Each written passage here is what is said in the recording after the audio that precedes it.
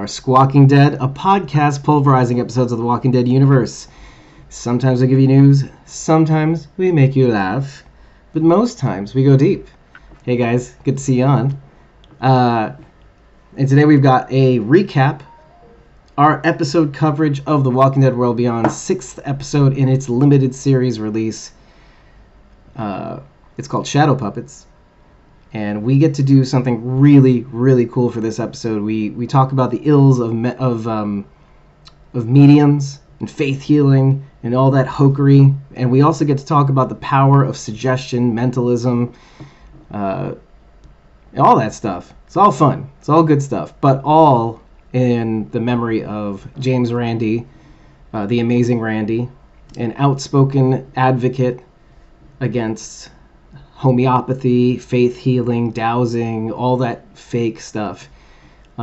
He really hammered home the idea of trying to prevent this, to talk to scientists about this, to look for the fakeness, to be able to set up the conditions and tests necessary to root out mentalism and all that stuff. So I wanted to kind of discuss that and put that out in the open. In the open, we do talk about it in the show, but I wanted to just express to you guys that he had recently passed, and he was a hero of mine, and I do think that all of you should definitely just watch a video of James Randi talking about the ills of mediums, psychics, homeopathy.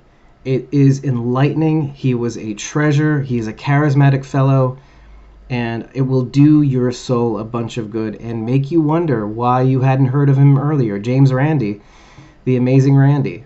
So do that, and I really hope you enjoy this episode. We just so you know, if you'd like to support us, you can definitely head on over to ko-fi.com/squawkingdead, and you can buy us a coffee and be able to join us in the recordings for 30 days, or obviously get the unedited episodes as soon as they're out for you to download and enjoy. But if you subscribe to a coffee a month, the party will just keep on rolling. But if you don't want to do just that, for as long as Talking Dead is behind a paywall, so this is until November 22nd, we have our unedited episodes available for free, or pay what you want, until November 22nd when they come back. This is just to kind of give the old FU to Talking Dead for just deciding not to, making us wait, first of all, which was fine. We made our peace with that. But then going behind a paywall, the AMC Plus paywall, which not many people can even get to begin with. AMC Premiere has been confirmed. You really can't get it on AMC Premiere, so it's like, what are we doing here? Anyway, so we just thought, why not give our own insights for free, unedited and uncut, early access? Like right now, you're getting the edited version, obviously, but you could have gotten this episode a couple days ago when we filmed it, on Saturday, actually. So it's your choice. I highly encourage it. And either way, I'll be joining you guys in the chat right now, just as the episode airs, and we can talk it out. We can talk about anything you want. And in the meantime, enjoy, and I'll see you in the chat. We'll talk about this episode. I hope you really, really enjoyed it, and I really do hope, and I do say this at the end of the episode, I really do hope you're enjoying The Walking Dead World Beyond for what it is. And it's a story, it's a journey, and it just doesn't always have to be about connections to the Walking Dead universe. It is nice that it has nice parallels to Fear of the Walking Dead, a lot of them. We talk about that in this episode. And also, obviously, the CRM group, which we see in all episodes, so in all TWD Universe properties. So, enjoy, like, share, comment, subscribe to all things, enable notifications, and take care of yourself. And I'll see you in the chat, and we'll have a good time.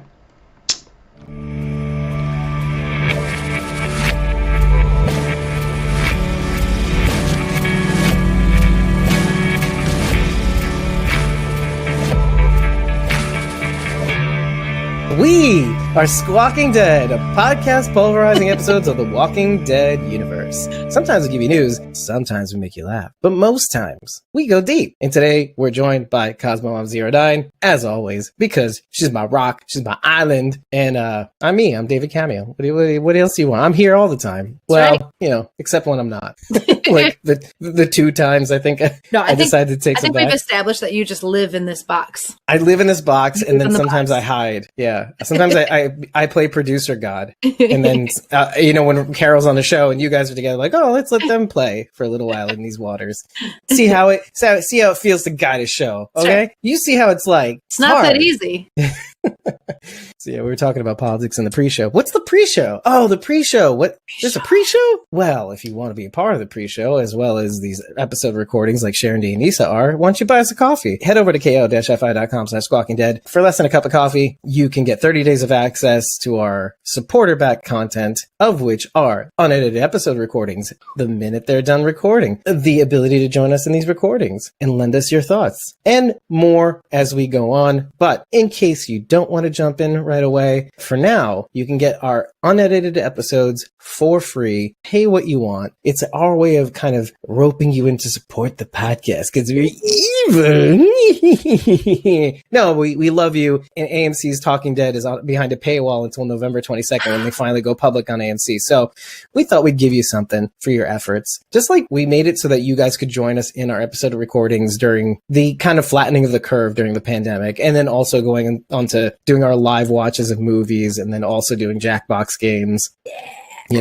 So we thought we'd give you something even more. So follow us, first of all. Just go to coffee.com, ko-fi.com, follow us at our account at ko-fi.com/squawkingdead, so you know when these things drop and you can be aware of what's going on. That's all. Yeah, we're talking about politics in the pre-show, which we'll never talk about on Squawking Dead, period, ever. So, even the last episode when I did my little preamble, not the last episode, the episode before where we're talking The Walking Dead World Beyond, I went into a little preamble about everybody, regardless of the outcome, we have to come together with unity. I turned it into a clip. I put it online. That's it. That's that. And it really isn't about politics, just about people having to learn together to adapt and not do the same thing over and over again, expecting a different result, trying to escalate or rage quit. Everybody's saying fuck AMC in the chat.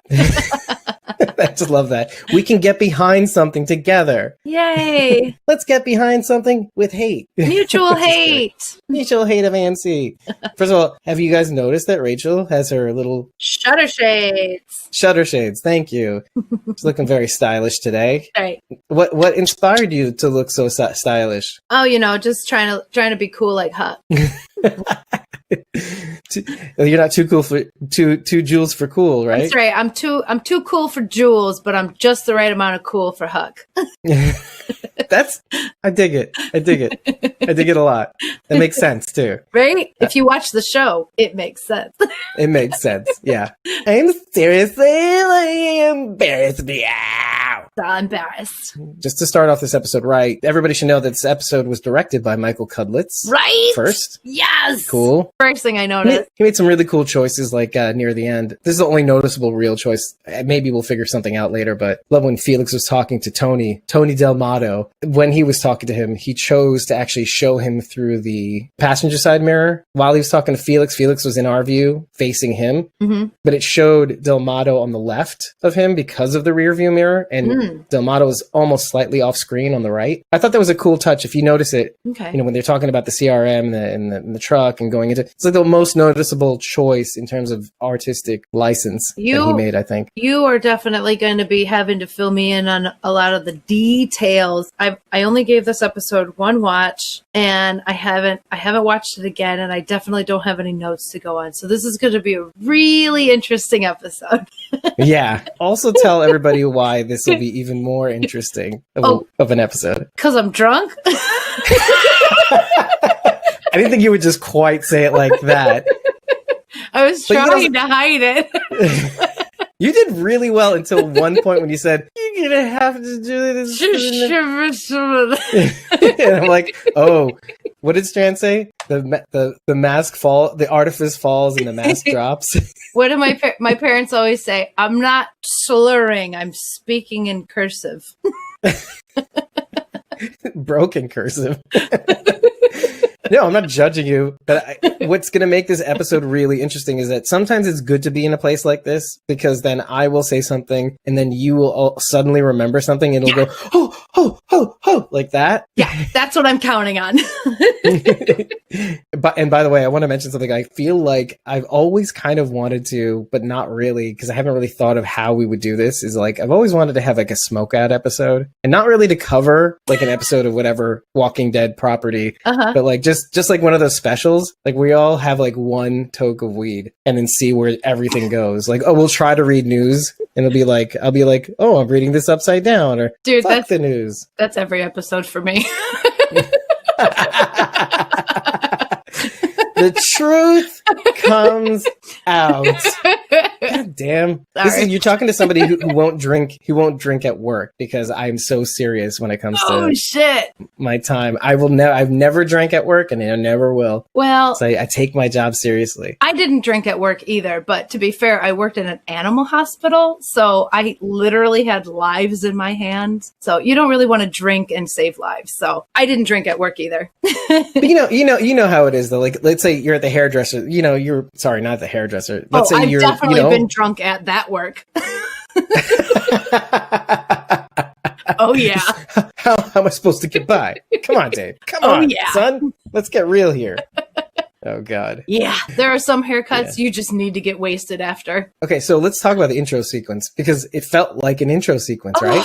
It was the shadow puppet scene. It was so cute. It was so pretty. Yes, it was beautiful. I mean, I literally, like, after it was done, I'm like, is this the new intro sequence? Yeah. Like, because so far they haven't had one, per se. They would have the logo, The Walking Dead World Beyond, right, but on it was situations. Right? Yeah, and technically they did that here too, but they did it in such a way where Iris has her little voiceover with the same shadow puppet scene that we see at the end. But I love how, like, it was touching. Like, when we were watching it, it wasn't nearly effective as when we saw it at the end of the episode. Like, when we saw it at the end of the episode, there's context, there's the idea of sameness, the idea of how we're all trying to look at what happened and know the same facts about what happened. And yet we all have to deal with it in different ways, or we're trying to deal with it different ways. I gotta say, the one thing I didn't like is that Iris did her voiceover at the beginning, but then we didn't hear anything at the end. And I realized, we should have just remembered what Iris said in the beginning. And I was trying to, but I felt like the end would have been so much more impactful if we sort of heard that story again, even if it was coming from Tony Delmato. I would have liked to hear that story again as everyone was sort of watching it, because I was trying to remember what Iris said, and I couldn't remember everything. Well, it was very matter-of-factly. That's the thing. Right. So, I would have enjoyed hearing the narrative along with the story of the shadow puppets again. I thought it was way more powerful without it. See, Sharon is saying it made me cry at the end. And for me, there was a disconnect. I would have cried. I would have cried had I heard that story again. But I was too busy trying to remember what Iris said instead of focusing on what's going on. This is something that I was talking about with you, and I can't remember if it was pre-show or during an episode, but I was worried because we're watching 2 episodes a week in order to break these things down. My worry was that when I watch it the first time just to enjoy it, I'm worried that I'm overanalyzing the episode, not just taking the time to actually enjoy the episode. And so I didn't feel that way, because I didn't want to have to go back or like do this or do that, be like, oh, I want to compare this scene to the last scene. Like, I don't want to start in my head psychologically saying, oh, no, now I want to hear back the beginning, what she says here, compare it to here. I just want to let it unfold. And like, if you just watch it and you realize what happens in this episode, like, oh, why are they so different? Why is this group, Percy and Tony, different than the kids in this? And you know why. But we also know what happens with people. Like, we are coming into this show knowing about the Walking Dead universe too, so we can't deny that. And we know that people suck.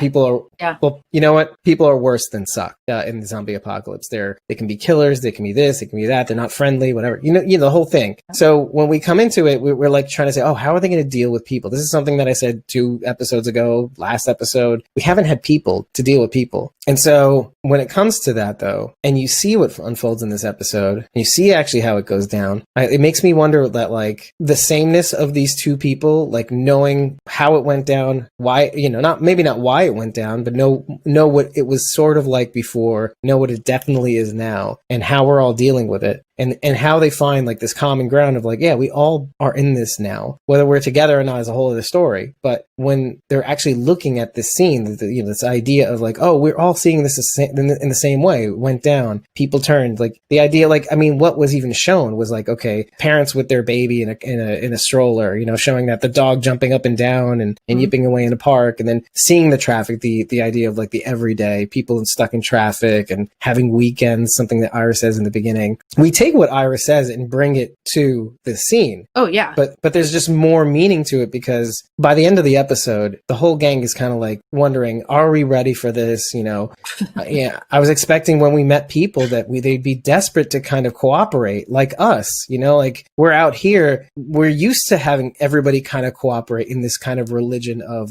the campus colony of like where, we all have to pull together, kind of make a better future, but not everybody. They go out there and when they meet people now, they're going to see rampant self independence, and not everybody's going to be the same as you. And yet everybody's the same as you. Yeah. Not everybody's going to react in the same way in the world, but everybody is the same as you. Yeah. And in that sameness, they all kind of felt something together. Like they were all feeling the same way, but they're acting differently. Sure. That last scene was so beautiful. I love what they did. So Tony and Percy go around doing this show for different communities, right? And that's how they make an income, or how they survive. Or different people they run across. Yeah. Sure. Okay. So this is say, hey, here's what we have to offer, in exchange for whatever you can provide for us. Okay. So with that being said, I had a lot of things going through my head in that last scene. One, this was absolutely beautiful. I loved it. It was gorgeous. Just what people need. I mean, you don't have movies, so this is the next best thing, right? Two, I wanted to hear the story from the beginning again. I personally, I just wanted to hear it again. Even, like I said, even from Tony, because it's his show, right? Third, I thought, holy shit, they're going around and spreading this message to people. This is effing depressing. Yeah, it is. Who, and we see everybody like getting emotional watching this too. And I'm like, who's going to pay for this show? This is terrible. Before they actually show the shadow puppet show, you have like a little moment where, everybody's like kind of distraught. Like they don't know what to make of what they just experienced. Everybody's all over the place. Who do we trust in this world? I don't know who to trust in this world. They have this like come to Jesus moment where it's like, oh, this wasn't at all what I thought it would be. I thought it would just be us versus the zombies. Like basically Rick's thing is like, look, it's us versus them. We have to come together, because if we don't, we're all dead. We're all going to fall prey to the rot and the and the decay out there, and it's just the way things go. Like you're fighting this battle on two sides. Why don't we just fight it on one side and survive this thing? How 2020 of him. So Silas says to Felix, some people make it so easy starting over, right? Yeah. But at the same time, they had it so easy. Their community had done the starting over ahead of time, and it's funny how his comment is so weird. I like that it's Silas saying that too. Yeah, it's important that that's coming from Silas, because he doesn't. Yeah, he's in this spot where he just doesn't feel like he has this beginning. He never started. Right. Well, and I don't think Silas considers the apocalypse starting over. I mean, they were so young at the time. Like for him, starting over is everything that happened after his dad died. Right. That for him is starting over. And right. Whoever Percy is makes it look so easy. Right. Exactly. The irony of Percy having lost his parents also, and also being taken care of by his uncle. Yeah. So Marco if anything, Voce. Silas should really relate to Percy. Yeah, but maybe he does. That's the thing. I think there is part of it where he kind of just lets it go. I mean, you see this a little bit obviously he doesn't know everything about Percy at the time, but there is a maturity to him actually letting Iris go behind Wilma's closet. I think it was the little clothing store that they go up and where Percy and Tony do the con with the walker and the bathtub and the room with the cigarette. I missed the name of it. It's like Filene's basement. Daiquiri Town instead of Margaritaville. Uh-huh. It's kind of cute. So he says that, and then Iris says to Hope, I wish I knew which part of him was the lie and which part was real. Mm-hmm. But Hope gets it. Again, yeah. Hope gets it in the beginning. Hope gets it at the end. Hope gets it basically throughout. And I'm here for it. I'm I'm very here for it because she says it's because of her past, you know, which Iris now knows. He's the same as us. Yep. We all have parts. And you think she wouldn't understand Percy. By the way, this is the thing that I like the most, is that for all her not really trusting Percy, she gets him because she sees like that this is what they decided to do to get by. And so she continues, we all have parts that we want people to see and parts of us that we try to hide. It's all real. And then the thing starts. The show starts. And what does the show depict? What they actually want you to see. What these con men actually want you to see. Their feelings. The things that they really can't tell you. Yeah. You know? And that's what made me really sad, is that this is their show. They're the ones who put it on. Well, you may be watching this and thinking, oh, I love what the art department did on this show. Oh, that was a really good sequence. But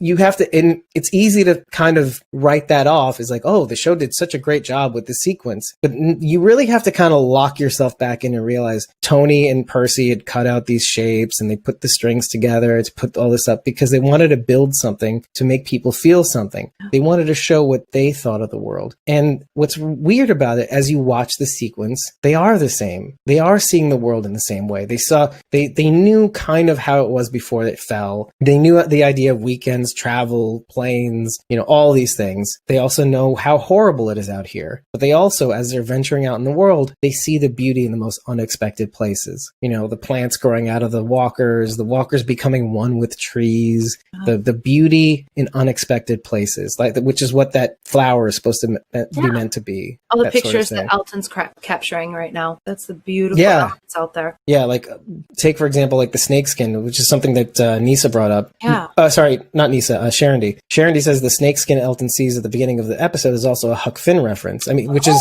they're going through all the Huck Finn references now. Let's just get it out of the way, and David has to come back to it. You make my job hard. Huck and Jim both are both superstitious, and the snakeskin is super bad. It's a super bad omen to the point that they feel that their misfortune further ahead is due from the snakeskin. Oh wow! So that's a very cool reference.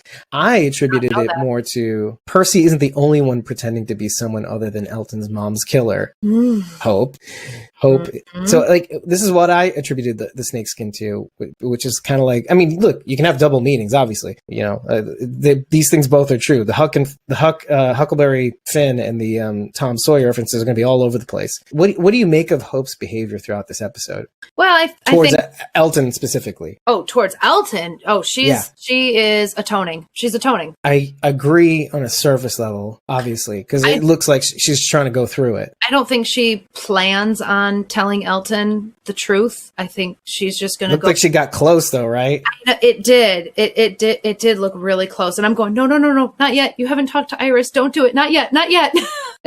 I really want her to talk to Iris about it first. I do think that Elton deserves to know. Oh, that is going to be an awful conversation. No matter how it goes, it's going to be awful. And so she's going to do what she can to make up for it. And in her mind, finishing this manuscript is atoning for that. Okay, that's cool. I like what you said just there. I think this is why I want to keep analyzing this sort of situation, because it really does go back to what you said in the initial episode, which was Hope is a little psycho. Boop, boop, boop, boop, boop, boop. But it makes you think. Like, I like to see these things from your eyes. I'm here for it. Well, see, that's the thing. I like to see these things from your eyes because you were the one who said it first, really, and have stuck with it. I've kind of moved away from that. I've definitely moved away from that position.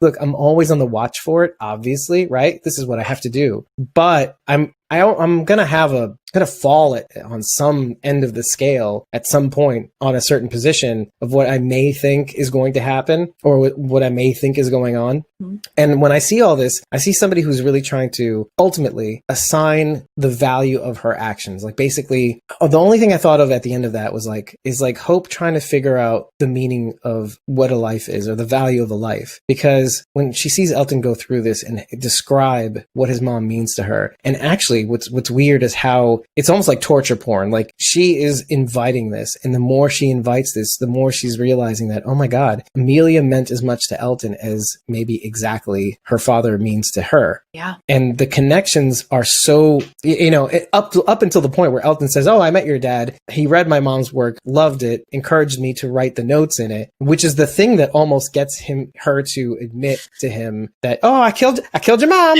Sorry. I killed your mom. Sorry. Oops, my bad. I'm so embarrassed for you. God, My bad. That would be funny, not funny. Ugh. Yeah, right. That's what really gets me is that like I feel like she is not running away, which I really like. Again, the sign of maturity. Like I feel like she's really not trying to run away from this thing, which makes me think she's not a psycho. Which makes me think she's like Morgan's all life is precious sort of thing. And I just want to know how precious it is, or maybe like okay, let's play the devil's advocate here. Like maybe she knows or feels like there's a part of her that could be a killer without thinking, and she's just trying to prevent that from taking hold. She's trying to assign a value to that and trying not to fall into this inclination, this dark inclination, and hoping that that alone will help her stop. Do you know what I mean? Yeah. Stop her from being that. So I'll play both sides of this. That's fine. But her trying, I think, which is the only thing we can really ever do, trying to assign value to a life she helped end is atonement, but I think it's more than that. There's something where like, if there's even a chance for me to make up for things like Dwight, let's say, like, you know, working under Negan, then I have to do all the good I can. And if that means I try to do everything I can for Elton, maybe that'll count for something. Sure. Yeah. You know, Yep. that's like if Dwight had somehow come back to TWD and had to deal with Daryl again. Oh. He's hoping that let's say after finding Sherry, just what we know now, what we know right now. Oh, I found Sherry. Let's go back to TWD and talk to Daryl. See, Daryl, I did good. I met a bunch of people and I helped them find each other and you know, all this stuff. And I'm trying to do good out here. What do you think? And Daryl be like, fuck off. We just beat a skinheaded lady and you know, with her skinwalker people, and we barely survived the whole thing. Hilltop went down with the fight. Like, I don't have to deal with you right now. Be like, okay, Yeah. I guess I'll go. What if that happened? What if Dwight showed up back up on The Walking Dead and Daryl just shot him right there on the spot? Yeah. I told you, if I ever saw it again, I'd kill you. And he does. Yeah. And here we Yeah. are, like, we've seen everything that he's been through and how much he's changed, but Daryl hasn't.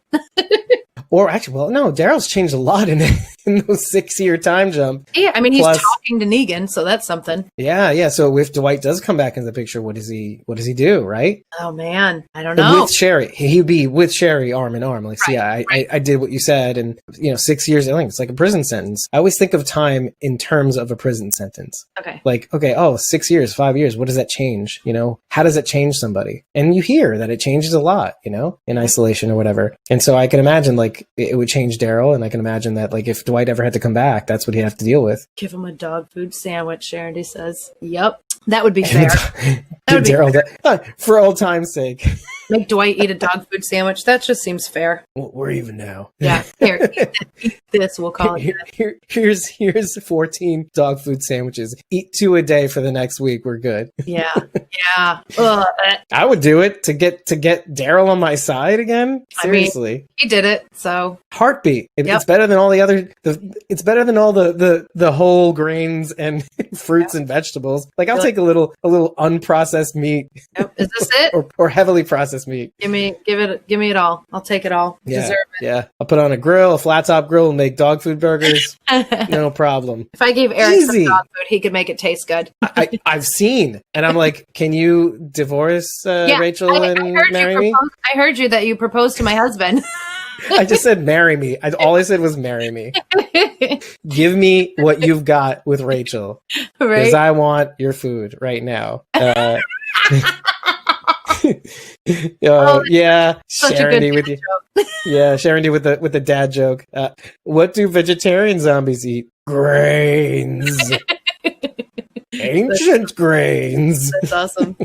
I also want to get this one out of the way, because Sharon Deed also said the 2 con men are a Huck Finn reference. Huck and Jim pick up 2 con men who do progressively more awful cons until they eventually have enough, and they ditch them, which is interesting because you'd think that this episode is technically over and they're on their side and blah, blah, blah, but I feel like we're not done with them just yet. The Percy and Tony, no. Mm-mm. Yeah, I feel like there's still maybe more in store. I hate saying that about Tony Tony because, okay, first of all, as soon as he introduced himself as an illusionist, I immediately fell in love with Tony. I do not want him to be a bad guy. I don't know if you know this. We talked about it. My dad, when he was alive, was a magician. That was his profession. So when I saw Tony on screen doing tricks that I know how to do, I felt an immediate connection to Tony. And I don't know what is in store for him. And but yeah, this is what I'm doing for you. I'm going to do this for you and be like, I know. I'm not, my hopes are not high. But man, because of the world we're in. I mean, your dad might have done the same. Honestly, I mean, knowing. But your dad didn't have a Vegas residency, though. He did not. He didn't have the chance, but he would have. I'm telling you, if my dad was alive in the age of America's Got Talent and all of these TV competition shows, you'd see you would know who my dad was. Everyone would know who my dad was. Everyone in Michigan knows who my dad is. Really? Okay, yes. Cool. Yeah. Oh, it's cool that you bring that up because this episode does obviously deal with two illusionists and confidence men. I guess the illusionists have to become confidence men, and it deals with mentalism. It has to deal with a lot of these things, but people have to, these people have to actually push you into believing one thing. Sleight of hand, which I've been spelling wrong the whole time. Sleight of hand is spelled S-L-E-I-G-H-T instead of S-L-I-G-H-T. Right. I have to remember that for next time. Which you can't blame me, I suppose, right? But it's the whole idea of making the audience, let's say, or your mark believe one thing, even if that thing, and again, this is not a matter of dumb people versus, they only fool dumb people. No, the whole idea is that it almost seems as though the smarter you are, the deeper into the con you get, because here you are trying to figure out how it's done while the trick is being done off screen over here, and all of a sudden a coffee cup appears, so. Right. So it's almost worse for people who think they're smart. This is something that I wanted to bring up because smart people try harder. Yeah, they try harder to figure it out. Because in a way they deal in a world of honesty and truth. They believe in what they see and what. When they're told to look right here, they look right here and they go, all right, what's there? What am I looking at? What am I focusing at? And they're not paying attention to this. This is where the magic happens. Exactly. Right behind you, the sleight of hand. And we'll get into this more, but I wanted to actually say something out loud, and that's one of the dearest mentalists and illusionists that I admired so much, because he spoke about the ills of mediums are really just mentalists who are trying to fish the crowd to find out certain facts about them based on body movements, based on different tells that they have that they can lock onto and then guess certain things, with a certain level of probability. And then if barring that, they try to push a willing participant into thinking that they've figured out the answer, like calling a person's name and then saying, it sounds like Mike. It sounds like Mark. Maybe it's a Mark. No, it's Matthew. It's like, yes, Matthew, that's it. Yes, I was thinking that exactly, right? This is like the sleight of hand going on. I got to tell you something incredibly hilarious right now. You know what my dad's name was? What Matthew? My dad's name is? Mark. Did I guess on the first one? You said Mark. Mark was the second name you said. Yeah. So he's telling me he loves you. But that's a perfect example of what happens, right? But you should divorce Eric so that Dave can marry him? Did he not like him that That's what I'm hearing. I'm getting... And also bring Eric on the line. He has something to say to him. I hope you guys are very happy. I love Rachel a lot, but I hope you guys are very happy together because Rachel has another person in store. Okay, anyway, who cares? Rachel's in love with Dave's wife? What? Anyway, so I do love that. I wanted to go back to that because one of my most admired conjurers, the amazing Randy, passed away recently. And I was just in love with that man because he spoke about the ills, the rampant ills of mediums and dowsers. People use dowsers to find water. All this hokery like homeopathic healing and all this stuff because it's all a con. It is all a long con to get money from your pockets without regard to people's psychology, that regards to people's finances, with regards to people's mental health and physical health, people dying from these fake cures or fake remedies. He was very outspoken to people who wouldn't listen. I felt near the end of it, because the fact that most people I'm talking to right now, hopefully, and listening to me right now, I feel like the Amazing Randy, because I feel like we talk a lot, but nobody listens.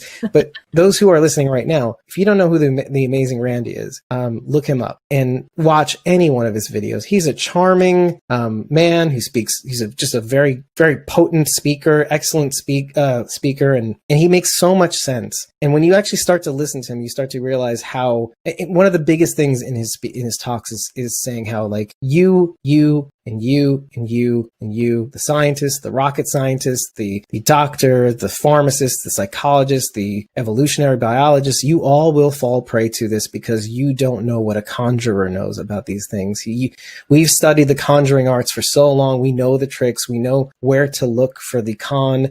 He actually had the $1 million challenge, which was to test people with these claims, of these extraordinary claims, against a certain battery of tests so that they can actually prove them wrong. He's even made fake tests to actual scientists in the name of this experiment. He's actually said, we can bend any spoon, we can do this, we can do that, we can foil any test. And they've done it because of all these different hoops they've had to go through to make sure that their conditions are met in the test, in spite of all the tests that they said to all the conditions that they were trying to make. So this is the thing, like, just to prove the point that we can fool the smartest of scientists, and which is to say that we can help you. We can help you figure out what, like the FDA, we can help you figure out to actually ban these products because these are only harming people. I just wanted to say that out loud because as we see in this episode, we see many different tricks being employed by Percy to try to get these people to steer these people in a particular direction that he wants them to go ultimately. But why I mention the Amazing Randy is that something that Percy said is that we do this so that nobody gets hurt, but maybe he hasn't realized how hurt these people were. They're so used to doing the con, like most mediums do, or quote unquote mediums. They do all these things to kind of make people feel better, let's just say, ultimately, but then they leave them more empty later on because at the end of the day, they haven't really been communing with their loved ones. They haven't really been doing this. They're just pouring money into this emptiness that will never get filled. In worst case scenario, they're pouring money into remedies that don't cure them or don't relieve them of their symptoms, that sort of thing. And so in the same way, Percy and Tony, they end up leaving these people and they might have caused their death, with all the has-beens. Perfect name for for walkers. Has-beens. Once were has-beens. Love showbiz speak. All the different names for the walkers. I love it. But it's like, that's one I didn't see coming. Yeah, the has-been. You know what I mean? Mm-hmm. Like, because they call like old illusionists that can't seem to drum up a crowd has-beens, and it's just so, the fact that it's so particular and so specific to them. Yeah. Like, we're not them. Maybe we were once wers, but we're not has-beens. And like, then the idea of The Walking Dead as people, it's like, oh, are we the has-beens? I mean, we were a civilization, so we're just a bunch of has-beens right now. So there's a lot of play on words going on here, which I kind of like. We start in this episode where we left off in the last episode with seeing Percy in the woods coming out with his little fake toy rifle / tree branch, saying, "Don't make me shoot you! Don't make me shoot you with my tree branch!" Which it kind of looked like. But then when Felix comes up behind him with his gruffy voice, and he goes, "Elton Silas, check the perimeter, see if he's got friends. Iris, search him." I just love the continuation, the voice of that fake ass, gruffy voice. Well, he's got to sound tough now. There's a potential enemy in their midst, right? Yeah, or serious. This is a serious moment. I have to be very serious. So Felix. What I didn't like about that moment, and again, okay, we can attribute this to inexperience, right? He said their names. I was upset that Felix called everyone by name. He should have said, "Boys, check the perimeter." Right. As a daughter of an illusionist, or a cop. One, Yeah. my Oh, stepdad and was a or cop, and my real dad was a magician. So yeah, you don't give people more information than they need. Information is power, so don't give it to them. right, exactly. And so, especially to a mentalist who is trying to figure out the lay of the land, who to push into which direction. Sharon D is proving my point right now. Laura, Naomi, June, exactly. Yeah, if I make him think I'm this person, then I can be this person, which is something which is interesting because she brings this up. Like, I was this person and I've been this person for so long. So who am I when I'm June again? Mm-hmm. You know, who am I now that I'm back to being, I'm supposed to be back to being me? Does he really know me? Right. Yeah. Yep. Yeah. She's been 3 different somebodies to our knowledge. Not 16 different somebodies, Sharon D. The whole idea of like, now you're giving this mentalist, you know, more information, who to push and who to push onto whom too. Mm-hmm. As we find out, like, in some ways, like, seeing Hope be the cynical one makes it possible for him to push her. The thing that I like is when he talks about the bison thing, he's building up this narrative. He's a really good storyteller, by the way. Right. Oddly enough. I was on the edge of my seat.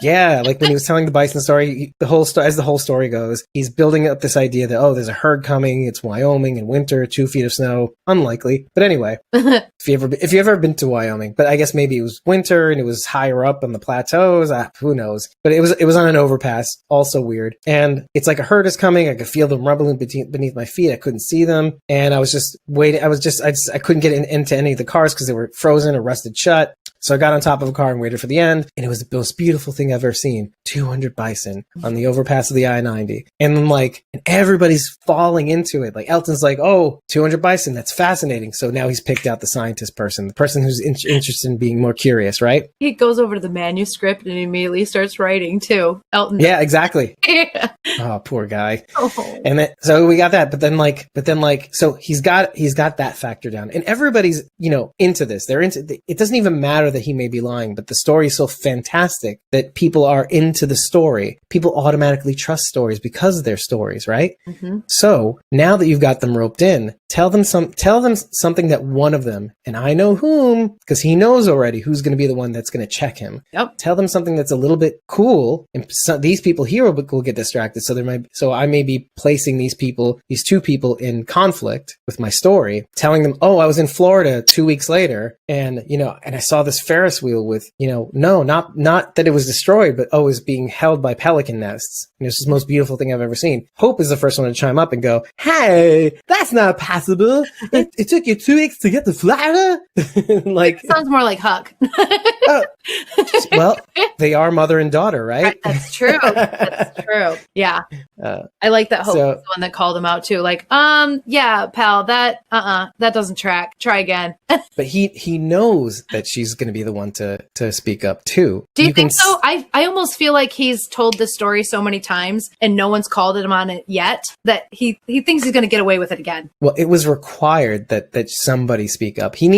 Otherwise, he would have kept going and dumbing down the things until it was obvious that he's lying about one of these things, because he needs one of the people to be highly critical of him so that so that she can fake call him out. She can call him out on it. Okay. And then he can bring up another story about, like, that's impossible. You must have had a car, right? That's what I was getting to.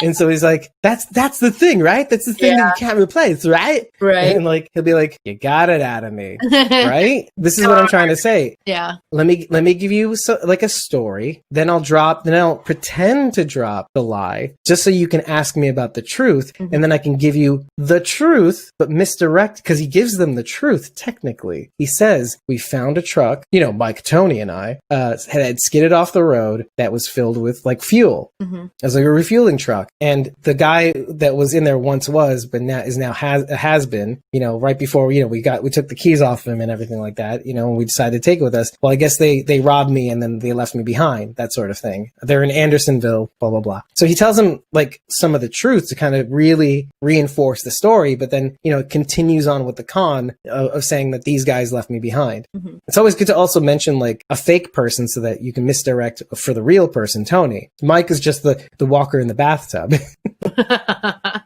So did you see how that kind of all went down? This is Yeah. everything that he wanted them to believe. Like, Yep. you look here, then I'm going to make you look here and pretend that you caught me. Mhm. You didn't catch me because I wanted you to find me here so that you can go here. That's the best way to con somebody, is to make them believe you've been caught. That's always part of a grift, is the fake out. That was one of the Amazing Randy's best tricks too, is to make you believe that you actually found him out, but then he'll come up from behind being like, but did you notice this? It's a card with demons on it. I don't, whatever, conjure stuff. You do this to me all the time during our shows. You'll say stuff and then I'll say something and you'll go, haha, see, I made you say it.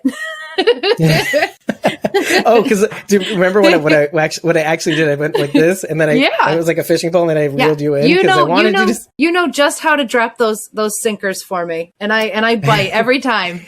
I'm a salmon out of water. But yeah, it's all to say that we're all, and I like to reinforce this idea is that, like, listen, we're all the same. We all have seen the same episode. We all just so we got different things out of it. But if I can lead you down a garden path towards a specific direction that I want you to go, maybe I can get you to see my point of view at least. Doesn't mean that like everybody has to think the way I do, but I try to look at things as they were intended to be seen, right? Yeah. And then I kind of tilt, like tilted tripod. Sarah. I try to tilt the tripod just a little bit this way so I can see it a different way. And then I'll just leave the scene and then look up what I saw on Wikipedia and try to come back to the scene with that info and be like, oh, that's interesting. I would change just one thing about that. I don't think that you don't just tilt the tripod, you flip it upside down. What would this look like upside down? Yeah, pretty much. I mean, you're like a surgeon dissecting these episodes and pulling the heart out and pulling out the spleen and then connecting the intestines to this part of the stomach wall. And seriously, yeah. You'll take what we see and flip it completely upside down, because I feel like I watch shows very much on the surface. Like, I see and pay attention to what's right in front of me. You're the best Mark. Well, and I try to pick up on like consistencies or inconsistencies, facts. You know what I mean? Like, I try to say like, okay, this person said this during that part and they were talking to this person, but I don't always. Sometimes I'll go into more like, well, what does that mean? But that's you. Like, that's you all over. Like, yes, here's the scene. Here's how we saw it. But what does that mean? Well, as a matter of fact, you want to talk about meaning? Let's go to these people's names, because what's interesting so Sharon brought this up last week, which is Percival means pierces the valley. Now, I was looking at that and being like, no, and genuinely, I don't consider myself a smart person, but I have the ability to reason. So when I see pierces the valley, I don't automatically assume I know what that means. So I'm like, dummy, what does pierces the valley mean? Because what does that mean? Like, oh, what, he goes, boop? No. So like, I wanted to know exactly what that meant. Yeah. So it is French/Norman. What that really means is that these people in particular, one that pierces the valley. The valley is a very narrow approach to a fortified area, which is a very good place to be when it comes to defending yourself, because you're not in an open area, with four walls. You're in a valley with like, kind of like the way the dam was with Morgan's dam, his safe place. Okay. Isaac and Rachel's place. Mm-hmm. Mm-hmm. It's like this narrow area with a high natural border that makes it so people can only attack from one direction, right? Sure. So okay. So a Percival, one that pierces the valley, means he breaches these defenses. He's such an expert that he breaches defenses. Perfect. So this is the meaning of Percy. He will find a way to breach your defenses. Yeah. Perfect. I really, really like that. The only thing that I could find on Del Mato, though, was something in numerology, which counted up to teacher or confidence. What is Tony by the end of his? What is present day Tony but a confidence man, a con man? Mm-hmm. So I thought that was pretty cool. So Charity's pulling out some other facts. Okay, so she's saying the closest Andersonville to the Mississippi is in Indiana.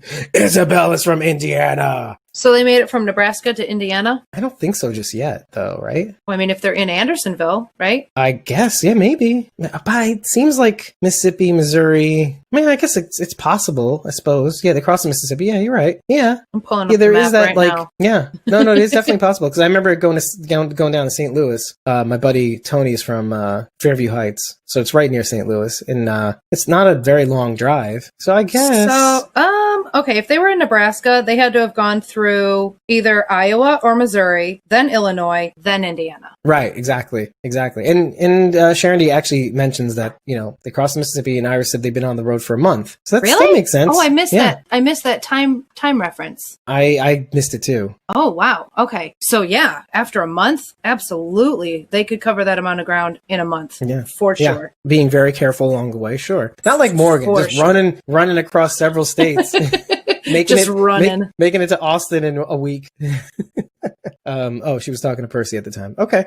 They're pretty much more than halfway to New York. About halfway. They're halfway to New York right now. I wouldn't even say that. No, they are. Would you? I just looked at the map. Yeah. Oh. They're halfway to New York. Because here's Nebraska, Iowa, Illinois, Indiana, Ohio, Pennsylvania, New York. That's the only, they've traveled three states. They have three left. I remember that route very often, by the way. I used to drive back and forth from New York City to Chicago a lot. I used to, because I went to school there. Oh, yeah. So, yeah, you would know. Yeah, what is that time? It's 1,200 miles, and it can take up to like 14 hours because of rest. But I was going to say, to drive a straight shot is 11 and a half hours. Oh, like not stopping? Not stopping at all. Not even for gas. Okay. From where I'm at to New York is a 14-hour drive. But I have to go from Michigan all the way to the bottom, then over. So yeah, exactly. I have like an extra half a state there. Yeah, you have to get down to I-80. Ohio first. Yeah. And cut across. Right. I could probably get to where you are shorter time, by the way. I mean, the way I drive, it would probably take about 2 hours. Although, listen, after a while, I over the years, I thought I got this shit down. I'm good. I can do this on my head. Yeah. I remember like doing this more recently, like last couple of years or something like that. And I remember like, I'm getting older. I'm getting more tired on these roads. It took me like 13 hours, 14 hours. I need a break. I need to take a break. I need to actually stop, not do anything, perhaps snooze a bit, and then move on. So if there's only one bit of advice I can ever give you, because cars can go a lot longer these days, in terms of mileage, right? When you stop for gas, stop for food. Just take a fucking mental break. When you get back behind the wheel, you'll feel a lot more mentally fresh, and you'll pay attention more. You'll have energy in your system. That's the best advice I can give you. How that works. For those who think they got this shit down. Okay? Don't be like young Dave, just constantly burning gravel. One of the things I actually really liked about the final stroke to get them to come along is that he puts the finishing touch on the con, right? I say like Percy, like all mentalists, is trying to get hits on what these people are like. And then he hits on something that everybody will get, after trying with each person, right? The buffalo for Elton, the pelican's nest, and catching his lie. You got Hope playing against Iris. Iris was obviously the optimist because he sees that right away. Okay. And then he says one thing in particular, and he goes, some things can't be replaced, right? And because everyone's lost someone, right? And it doesn't even matter that what he's talking about is the truck, right? Right. Everyone's lost someone. Some things can't be replaced. And it hits all of them all at once. The dominoes are all fallen. Oh no, there's a new hashtag that Charity's just put up. Wait, that's a joke though, right? You're not are you really pushing for Percyrus? Yes, he's really pushing for Percyrus. Really? Okay. Oh no, you're not joking. No, that's what you're doing. Joking. She's joking. She conned us. Sharon did just conned us. Percy's adorable. He's got the dimples, blah, blah, blah. But he's not somebody you can trust, I don't think. I don't think he's going to be anybody that you can trust. I'm sorry. Right now, Percy is just outside of the Strand box for me. Ooh. He's on the outside, but when you meet somebody under these circumstances, you can't though, right? You would be a fool to trust this person. Well, given everything that just happened. Anyway. Given everything. Oh my God. She just did hashtag per strand. Per strand. Well, he's a little young, don't you think? Take it back. Take it back. I don't know. How old do you think? Anyway, but I'm just saying, under the circumstances that we meet these people, I would not be quick to trust them. Would you? Well, see, that's the thing. It's you and me. That's the difference. One of the things that Iris, I think, brings up, right? Yes, Iris brings up to Percy is that we lived in this bubble, where in relative safety. And she recognizes that, like, okay, meeting you, the idea of danger, like, because I want to take you back to the beginning of the episode when Felix tells Elton and Silas to check the perimeter. They hesitate for a little bit. When he tells Iris to pat down Percy, so many names, she hesitates a little bit. This is something I was talking about in the other episode, the last episode and the episode beforehand. It's like, they haven't had to deal with people and the possibility that people might be dangerous. Felix knows, Felix definitely sort of knows. Doesn't know how much. Yeah. Because obviously he's giving him a little rope, right? I would agree with that. But they hesitate. And I am glad they did. It indicates that they're acknowledging the fact that it's people and we didn't know that people could be the thing, right? And so going back to Iris and Percy's conversation, and also let's keep in mind that Percy's seeing all of this. He's seeing, obviously, these people have been in this community bubble or something like that. Why are they acting like this way? We're all shitty. All of us are shitty. We're all shitty. Right. Obviously, that's why I'm conning you right now. You're shitty. Ultimately, people are the same. No, so I want to pick up on something that Percy says, but like, let me go back to him and Iris. She says that we lived in a relative bubble. He's like, yeah, you can get killed out here, right? And so I think like all of this goes to feed his illusion, his thing about people. Like, and of course, people are ultimately the same, which is Percy's view. But at the end of the day, the thing that I want to tie into the illusionists and everything is that these people think that they're doing good. They're bringing people some comfort, blah, blah, blah, etc. Some sort of excitement, some sort of story. But ultimately, Percy and Tony choose their marks carefully. They're not going to choose violent people. These are people on the margins. You want to pick people that will accept the con and actually wholeheartedly accept the con. He chooses people that do kind of want to help. They don't want to choose people that are utterly against him from the beginning. People like Tony and Mike, the people he's describing. Because he'll find out from the way he's telling the stories or who these people were immediately, who he's dealing with. Yeah, they should have left you punk ass bitch. And they'd be like, and he'll find a way to peace out, right? But if he deals with people long enough and he talks to them long enough, he'll figure out exactly whether he's in the right situation. Because at the end of the day, he's choosing people that are, which may be most of the people he's come across. He's choosing people, listening to their conversations at the campfire, and figuring out if these are susceptible people. At the end of the day, what's odd about Percy and Tony's situation is that he's choosing people that are kind of good, but ultimately, when pushed hard enough, it'll make them choose themselves over possibly getting killed. Meaning, when Percy goes up the stairs and he goes, no, Mike, no. And then he pretends to he's shot, right? Most people, when they have the opportunity, will flee because it's the apocalypse. It's your life. They will flee. Iris doesn't do that. I was telling her to run. Yeah. Take your shit and run. Yeah. Right. But you realize that what Percy does to actually twist that even further, twist that dial for them to leave a little further is just before Iris and he are about to leave. What does he do? What does he see? They've got the keys. They can go. His stuff. Right. Yeah.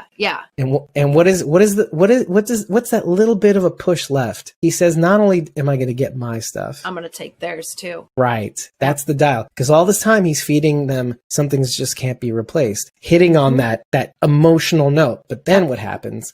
He wants Iris to think he's a shitbag just a little bit, right? Just by taking their stuff? Yeah, exactly. Okay. And so that when it all goes down, she'll feel like a little bit more entitled, because let's just take people at their word, you and me, and realize that I think most people have good intentions, but if you turn into the person that they can be like, oh, this person isn't what I thought he was. He wasn't well-intentioned. Maybe just a little bit or just enough that when this thing all goes down, she's more than happy to leave and fend for herself because that little nugget in the back of her head. But even still, Iris goes up the stairs. And that says a lot more about Iris than it does about Percy. And Percy recognizes that. Yes, I know, exactly. But it doesn't, to me, it doesn't say anything good about Iris. Not at this point. Not at this point. Because right now, she's acting out of emotion. Right. Exactly. Not thought. or rationality. Which is interesting because, like, you'd think even with dealing with Percy having lied to her face about everything along the way, that she would cut and run. And, you know, she does feel that way by the end. She feels betrayed, you know, even though they came back to save her. She feels terribly betrayed. She feels decimated. Yeah. So what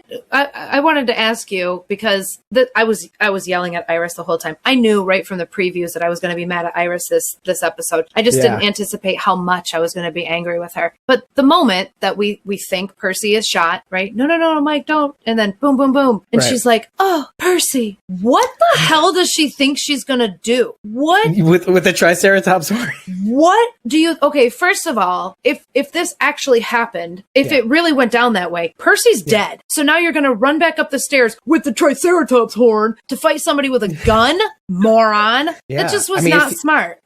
Imagine how Felix would feel about that, especially after having mentioning, by the way, kicked her ass.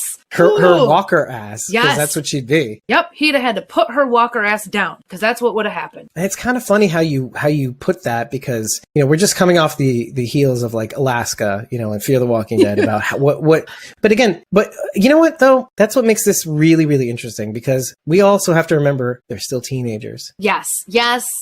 Yeah. Right? As upset as I get, I have to remind myself that this is the first time they've been outside these walls. They are teenagers. That's two. Yeah. These are two different things. Yes. Yeah. So I get angry and then I go, they don't know any better. This is how they learn. How they learn. See, but that's because that's from our perspective. We're like pushing 40 / I'm over 40, right? And so this is the thing that we have to realize when we were kids.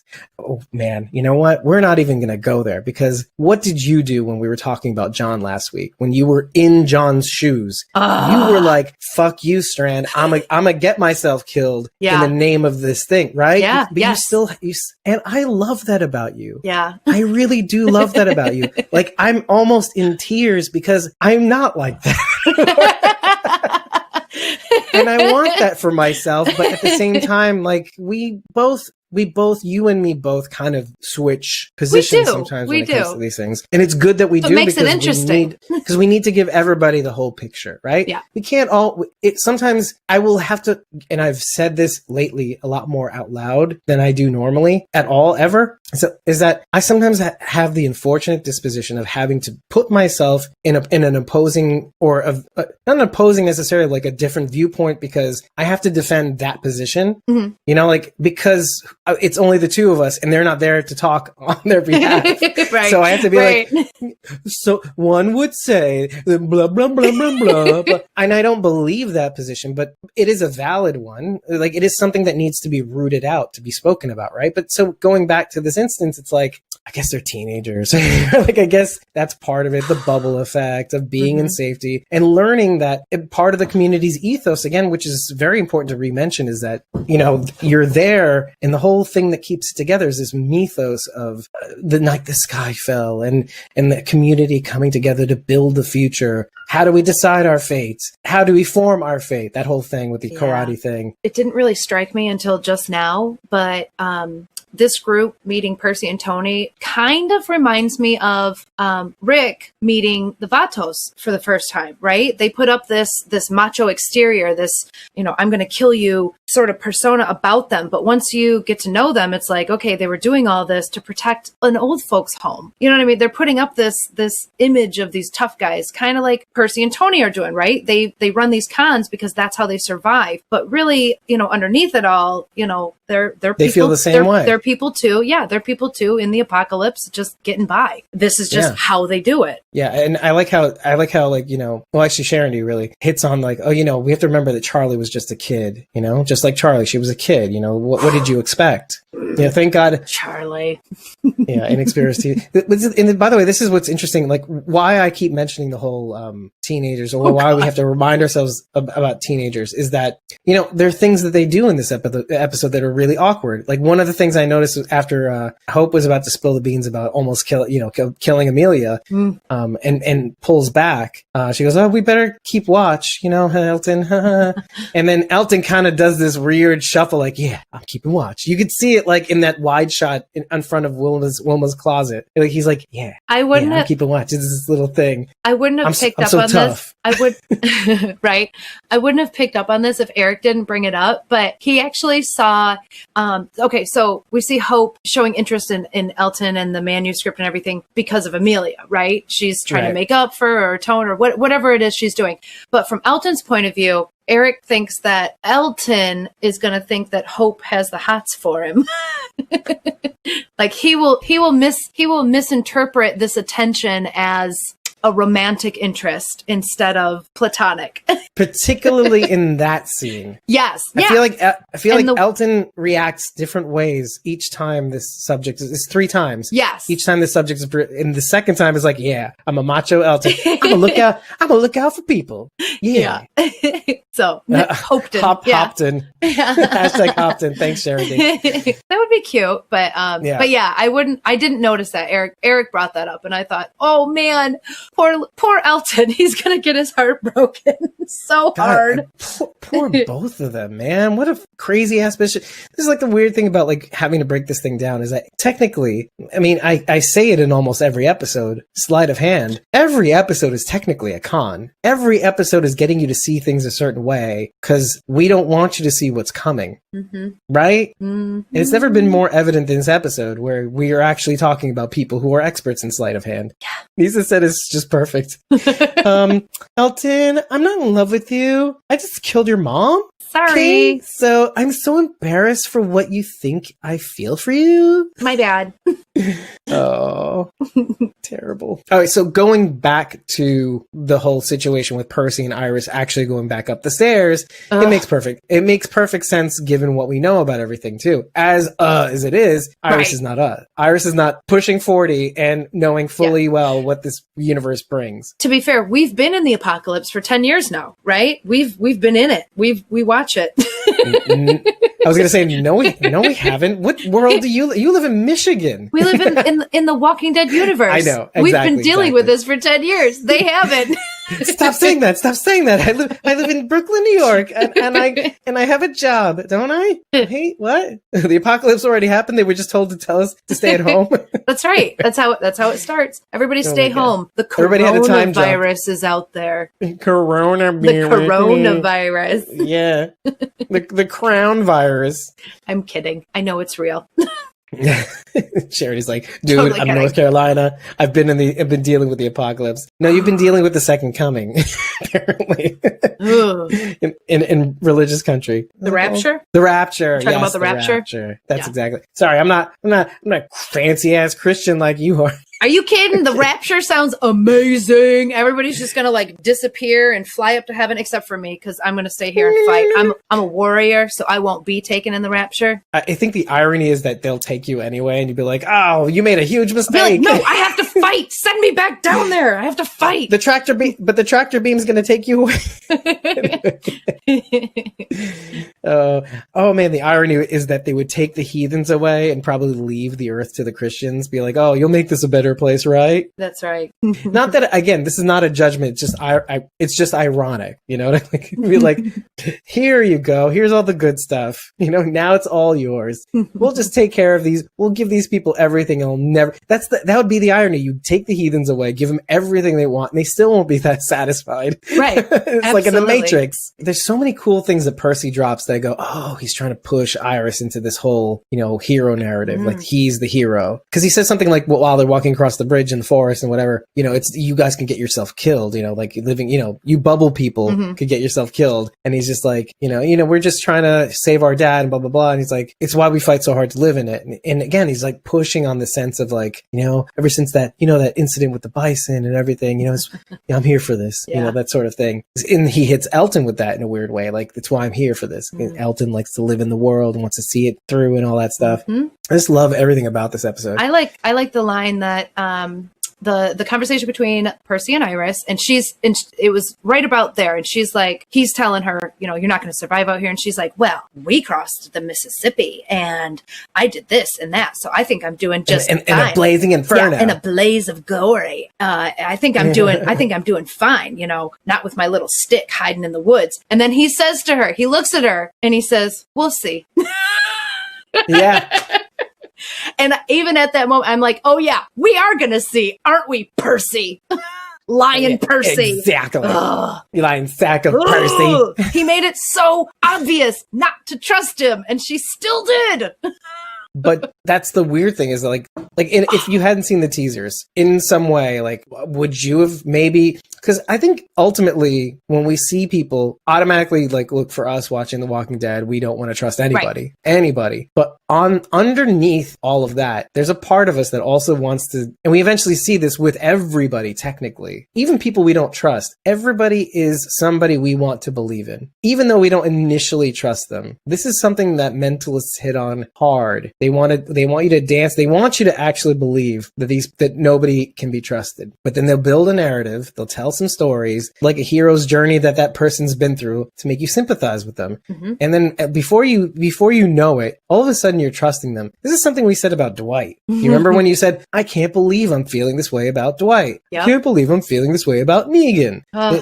It's almost as if the show is actually acknowledging the fact that, oh, we did this to you. We made otherwise smart people believe that these shitty people are kind of awesome, like Dante. Like Dante, right? Oh, Dante! You almost had this like cognitive dissonance when you saw that he had turned into a turncoat. Yeah. Well, I like that they flipped that whole thing on the comic people too. I mean, everybody who read the comics thought they knew. They thought they knew. They knew who Dante was. Oh, and Carol. Oh, yep. Carol. Oh, then they were like, ha ha, psych. Walking into the next episode was so rough. It was like, yeah, so Dante, yeah. So Dante. That was such a weird and awkward episode. But yeah, they are always flipping shit on us. I mean, just when you think you got it figured out, they're like, ha ha ha. Just kidding. Just kidding. He's actually a bad guy or actually a good guy, depending on your outlook. Right. But you know, we've been talking a lot about mentalism and sleight of hand and pushing people and you know, making your mark and all that stuff. But a lot of this is based on psychology. And like the two big experiments that I want to bring up are Stanley Milgram's teachers versus learners experiment. But basically, he got a whole bunch of students to join this experiment where they had assumed they would be assigned learners and teacher roles. He wanted to see if negative reinforcement would actually encourage students, the learners, to actually answer correctly based on shock therapy, right? Okay. Or to be more compliant, whether they were more compliant or less compliant to shock therapy. In truth, the people he was recruiting were all teachers. And the experiment was really actually on testing the teachers to see if they would actually, he wanted to see if people were good. He had assumed his hypothesis was that more people were good, but he wanted to basically push these people to a point where they would actually do things that they didn't think they would do. The whole thing was to say, how was the Holocaust possible? I mean, how do you get people of generally good intentions to do horrible things that you never thought they would do on a different circumstance, right? And what he had found out was that there was something to the idea of an authority figure pushing somebody of good conscience merely based on the fact that he was an authority figure, he being the instructor, telling the teacher to push the learner. All this to say, okay, so let me just explain this experiment in full. So teachers were asked to administer increasingly severe electric shocks to the learner when questions were answered incorrectly. If at any point the innocent teacher hesitated to inflict shocks, the experimenter would pressure him to proceed. So just merely being the authority figure, not even like under gunpoint or any other sort of dire circumstance or like some sort of hierarchy of like, I'm your commander, you will do what I say. Not even that, just pressuring them, you should be doing this, right? Mm-hmm. So the results from the experiment were some teachers refused to continue with the shocks early on, despite urging from the experimenter. So that did happen. Like it's about 46% of the people, but it wasn't the norm. The norm was that 65% of the teachers were willing to progress to the maximum voltage level. Now, the people that were sitting in the chairs were all actors. learners. And they did receive some shock, increasingly shock, but much tolerable, and allowed them to actually give them a performance, which would influence the results in certain direction. So they gave them a sample group of different reactions, and different types of, they were instructed on how to act in any given moment. And each actor had a different way of going about it to see how that would affect the teacher.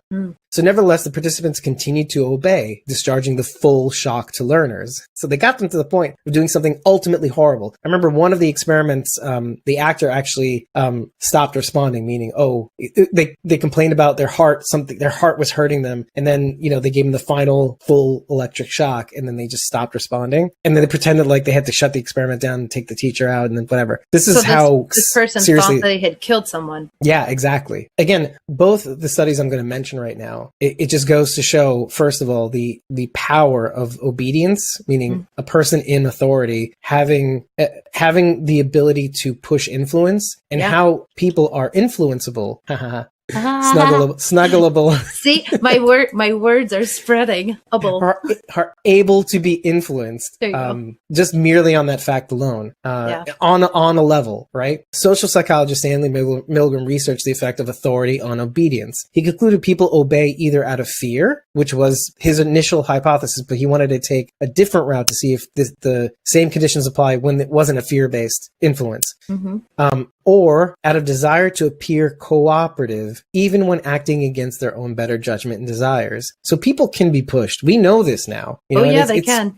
And it's kind of scary. Yep. This is why when I do this show, I always do this from the position of somebody who tries to shift their perspective to see things a different way. And this is an attempt. I'm not always going to be able to see what a given show is trying to do behind the veil. Right. You can only go so far. There was an episode of, I believe it was Criminal Minds, where the episode was basically about what you just described.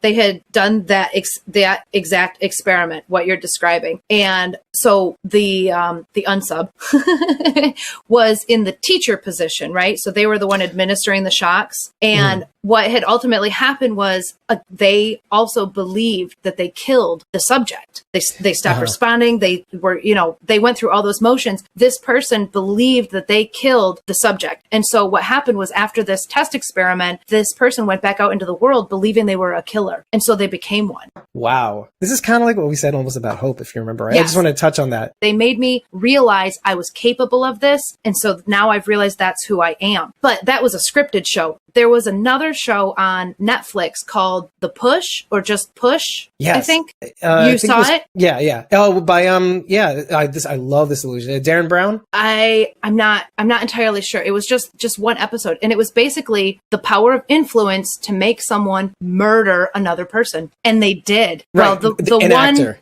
Well, they killed an actor. Yes, they killed an actor, but the person doing the murdering was the test subject. Yeah, they had no idea that it was fake. Yeah, they had thought that they were justified in doing the killing. Enough people told them that it was okay. They believed it. Oh, they didn't they do the experiment on a bunch of people? And yes. Some did not do it. Correct. And you know what the funny thing was?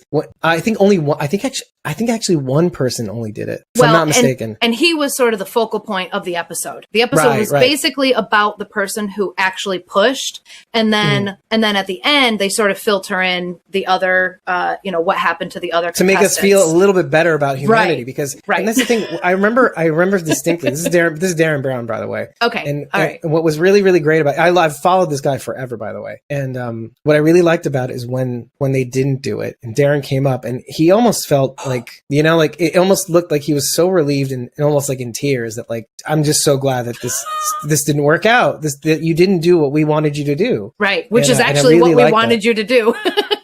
Yeah. Because part of the experiment was to actually throw some weird imagery roadblocks also, like to kind of get the subject to not do it, but then push them. And again, they wanted to kind of flip them back and forth, mostly to do it. But then every now and again, put some subliminal messaging to get them to stop. And I think that's what I really liked. Here's what we want you to do, but you don't have to. You don't have to. Yeah. And it was just little things too. Like, it started off with just little teeny things. And then eventually it got bigger and bigger and bigger. And before you know it, you're in this situation and you're like, how the hell did I get here? You know what I mean? And obviously I don't think every situation leads to murder. Right. okay. But it's a good example of how little things can escalate and just get out of control before you even realize it. Right. Exactly. Which actually brings me to the next experiment that I wanted to bring up, which I think most of you already know. My sister loves this social psychologist, Philip Zimbardo. Now, he ran the Stanford prison experiment, which was he took a bunch of students. All of them were involved, but each of them had a different role. There was two roles. One, you could be the prison guard or the prisoner. Prisoners were literally arrested at their homes, like literally. Oh my gosh. Took into central booking, where they were fingerprinted, put in holding, and then brought back to the university basement where they would run the experiment. They were stripped and deloused. They were issued prison garb. Guards also wore special sunglasses to make eye contact with the prisoners impossible. This is like another site so that they looked like authority rather than a person, an individual. Okay. Right? Okay. So during the experiment in the summer of 1971, 24 young men were assigned to the role of either prisoner or guard and quickly adapted to their roles, maintaining an appearance of a 24-hour prison in the basement of a hall at Stanford's campus. The guards, who worked in 8-hour shifts, took advantage of their power. So again, 24 hours, 8-hour shifts, took advantage of their power, ultimately. And prisoners rebelled within 36 hours of the start of the experiment. But each individual soon forgot that they were subjects in an experiment and not people in a prison. So it was this weird thing where, for as long as they were in the experiment, they really were in it. But as soon as it was over, it just stopped. Mm-hmm. But in the meantime, they went down this huge rabbit hole where the prison guards were abusing the prisoners. The prisoners were revolting. Some were bargaining. Some were ratting the other out. That whole thing. How long did the experiment last? Only 36 hours. It devolved so quickly. Now, I want to say out front. That's like nothing. Yeah, I want to say out front, though, this experiment has been obviously criticized, but it's been in some ways debunked here and there based on the conditions. But regardless of it, and they made it into a movie, by the way. I think it was semi-recently, too, which I would probably urge you to watch because it'll show both sides of this. Like, you know, what was this all for? That whole thing, you know, like what did this prove? So according to Zimbardo and his colleagues, the Stanford prison experiment revealed how people will readily conform to the social roles that they are expected to play, especially if the roles are as strongly stereotypes as those of the prison guards. Because the guards were placed in a position of authority, they began to act in ways they would not usually behave in their normal lives. Which is what basically Percy was trying to push on Iris. He gave her enough of a seed to say, oh, you are a shitbag in a way, just at the end. Be like, oh, maybe I shouldn't trust him. But then when he's dead, you're dead. You can't do anything about it. Best I can do is save my own life. The authority to give her like almost instant agency to kind of take care of herself and run. Meanwhile, they have all their stuff and they can go away too. Most of the guards found it difficult to believe that they had behaved in the brutalizing ways that they had. Many said they hadn't known this side of them existed or they were capable of such things. The prisoners too couldn't believe that they had responded in the submissive, cowering, dependent way that they had. Several claimed to be assertive types normally. So again, this goes back to the teacher-learner experiment where the teacher was basically pushed and they'd done things that they wouldn't normally done, when being pushed by authority. Here they were given authority and behaved in ways that they were expected to, but it exceeded the expectation. So it's weird, man, how we can influence people. I'm interested to know what kind of psychopaths start beating people after only 36 hours. yeah, exactly. They made them do push-ups. They would strip them down. Like the prisoners also started to get like a little ornery and revolting because of the abuse, and it escalated. Like each was doing this and that and that and that, and it escalated. The thing is that the biggest criticism of the experiment was that you basically gave guns to toddlers. Part of being in an authority position when you're like a guards person, a person in like corrections, or part of the thing about being a prisoner is build up. Mm-hmm. The idea of I did something wrong and I'm here to pay for it, or I was incorrectly incarcerated, or insert thing here. These people didn't do anything wrong initially, so they don't have that coming into the experiment. Mm-hmm. But in addition to the guardsmen, well, they weren't trained in firearms necessarily. These are people who are Stanford University students, or at least people participating in a Stanford study. They don't have the proper firearms training, the training to be a guard, the responsibility. They weren't given all of that stuff going into it. Mm-hmm. They didn't get all the training they would too. And Charity's just putting a neon sign on Strand. Yeah. Strand. Yeah, exactly. The point of me all saying all this is that, this is what is going on in this episode. Percy is just getting his mark. He's kind of pushing his influence. He's putting these people into boxes so that he can get them to do certain things, especially like Silas, like he sees, I think in some way he does see the kind of attraction that Silas has for Iris. And puts a little wedge in between that so that he can fuck off with Felix, but enough so that she would follow him in the back. Percy knows that he can get past where all the pitfalls are in Wilma's closet. It's their domain. Right. He controls that chessboard. So he knows to go straight to the back. He knows that Iris is going to be there too. I was going to ask about that. I mean, Percy's putting money on Iris, basically stranding Silas alone and going to do this. I mean, I feel like that's a big risk for Percy. Yeah. Oh, it's a big risk for Percy. Yeah, and I would even say, like, how did you not know that maybe Felix would not have as much trouble with the walker, even though he did? I like the funhouse mirror effect in the clothing, right? The change room. Yeah. Wasn't that kind of cool? It was like, why have we never seen that before? Eric and I both were like, why does that thing look so weird? Oh, okay. It's a mirror. And we kind of fell for it in a way too, didn't we? Just like he did. Yeah, my first thought was, why does that look so weird? But I didn't think mirror. Yeah, it felt like every step of the way. Like, first of all, it felt like it took an awful long time for Felix to find his way to the back of this place. Yeah, where the stairs were. I mean, but like you said, Percy has this place mapped out. Yeah. But yeah, no, definitely, he pushed Iris to a point where, like a moth to a flame. Percy knows that the only person that seems to be digging his vibe, even though everybody's kind of rejecting it, even Elton on a level, like after he planted that lie for Hope to call him out on, Elton even goes, "Oh, so no buffalo."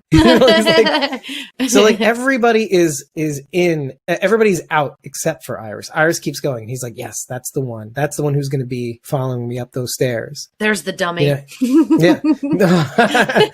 There's the optimist. That's the one who's going to follow me up and see things through. I said not Felix. There's the dummy. Yeah. Anyway. Optimist, dummy. What's the same thing? What's the difference? Dummy, mannequin, the one that... Oh my God, yeah. I wanted to point that out. Sharon or Nisa that called that out earlier too. Yeah, that mannequin. Oh, I jumped. There were so many jump scares in this episode. That was great. I love it. Oh, like the guy in the elevator, which, by the way, I love doing this one thing. Every now and again, I try to figure out how the walker died in a confined space. And it made me sad. Like, the walker died in the elevator, and that's how he went out. That's just depressing. Just like the locker. Remember the locker is? My first thought. It was like, oh, did he die in there? Yeah, you did. Yeah, you thought he died in the locker, and I thought maybe somebody had came along and just pushed the walker off to the side. I didn't want to think that someone died in a locker. Some cruel Lord of the Flies high school shit. They put a nerd in the locker and he died there. Right? Yes, Sharon D. I laughed so hard the way Iris looks at the mannequin after she realizes it's not a person, and she's like,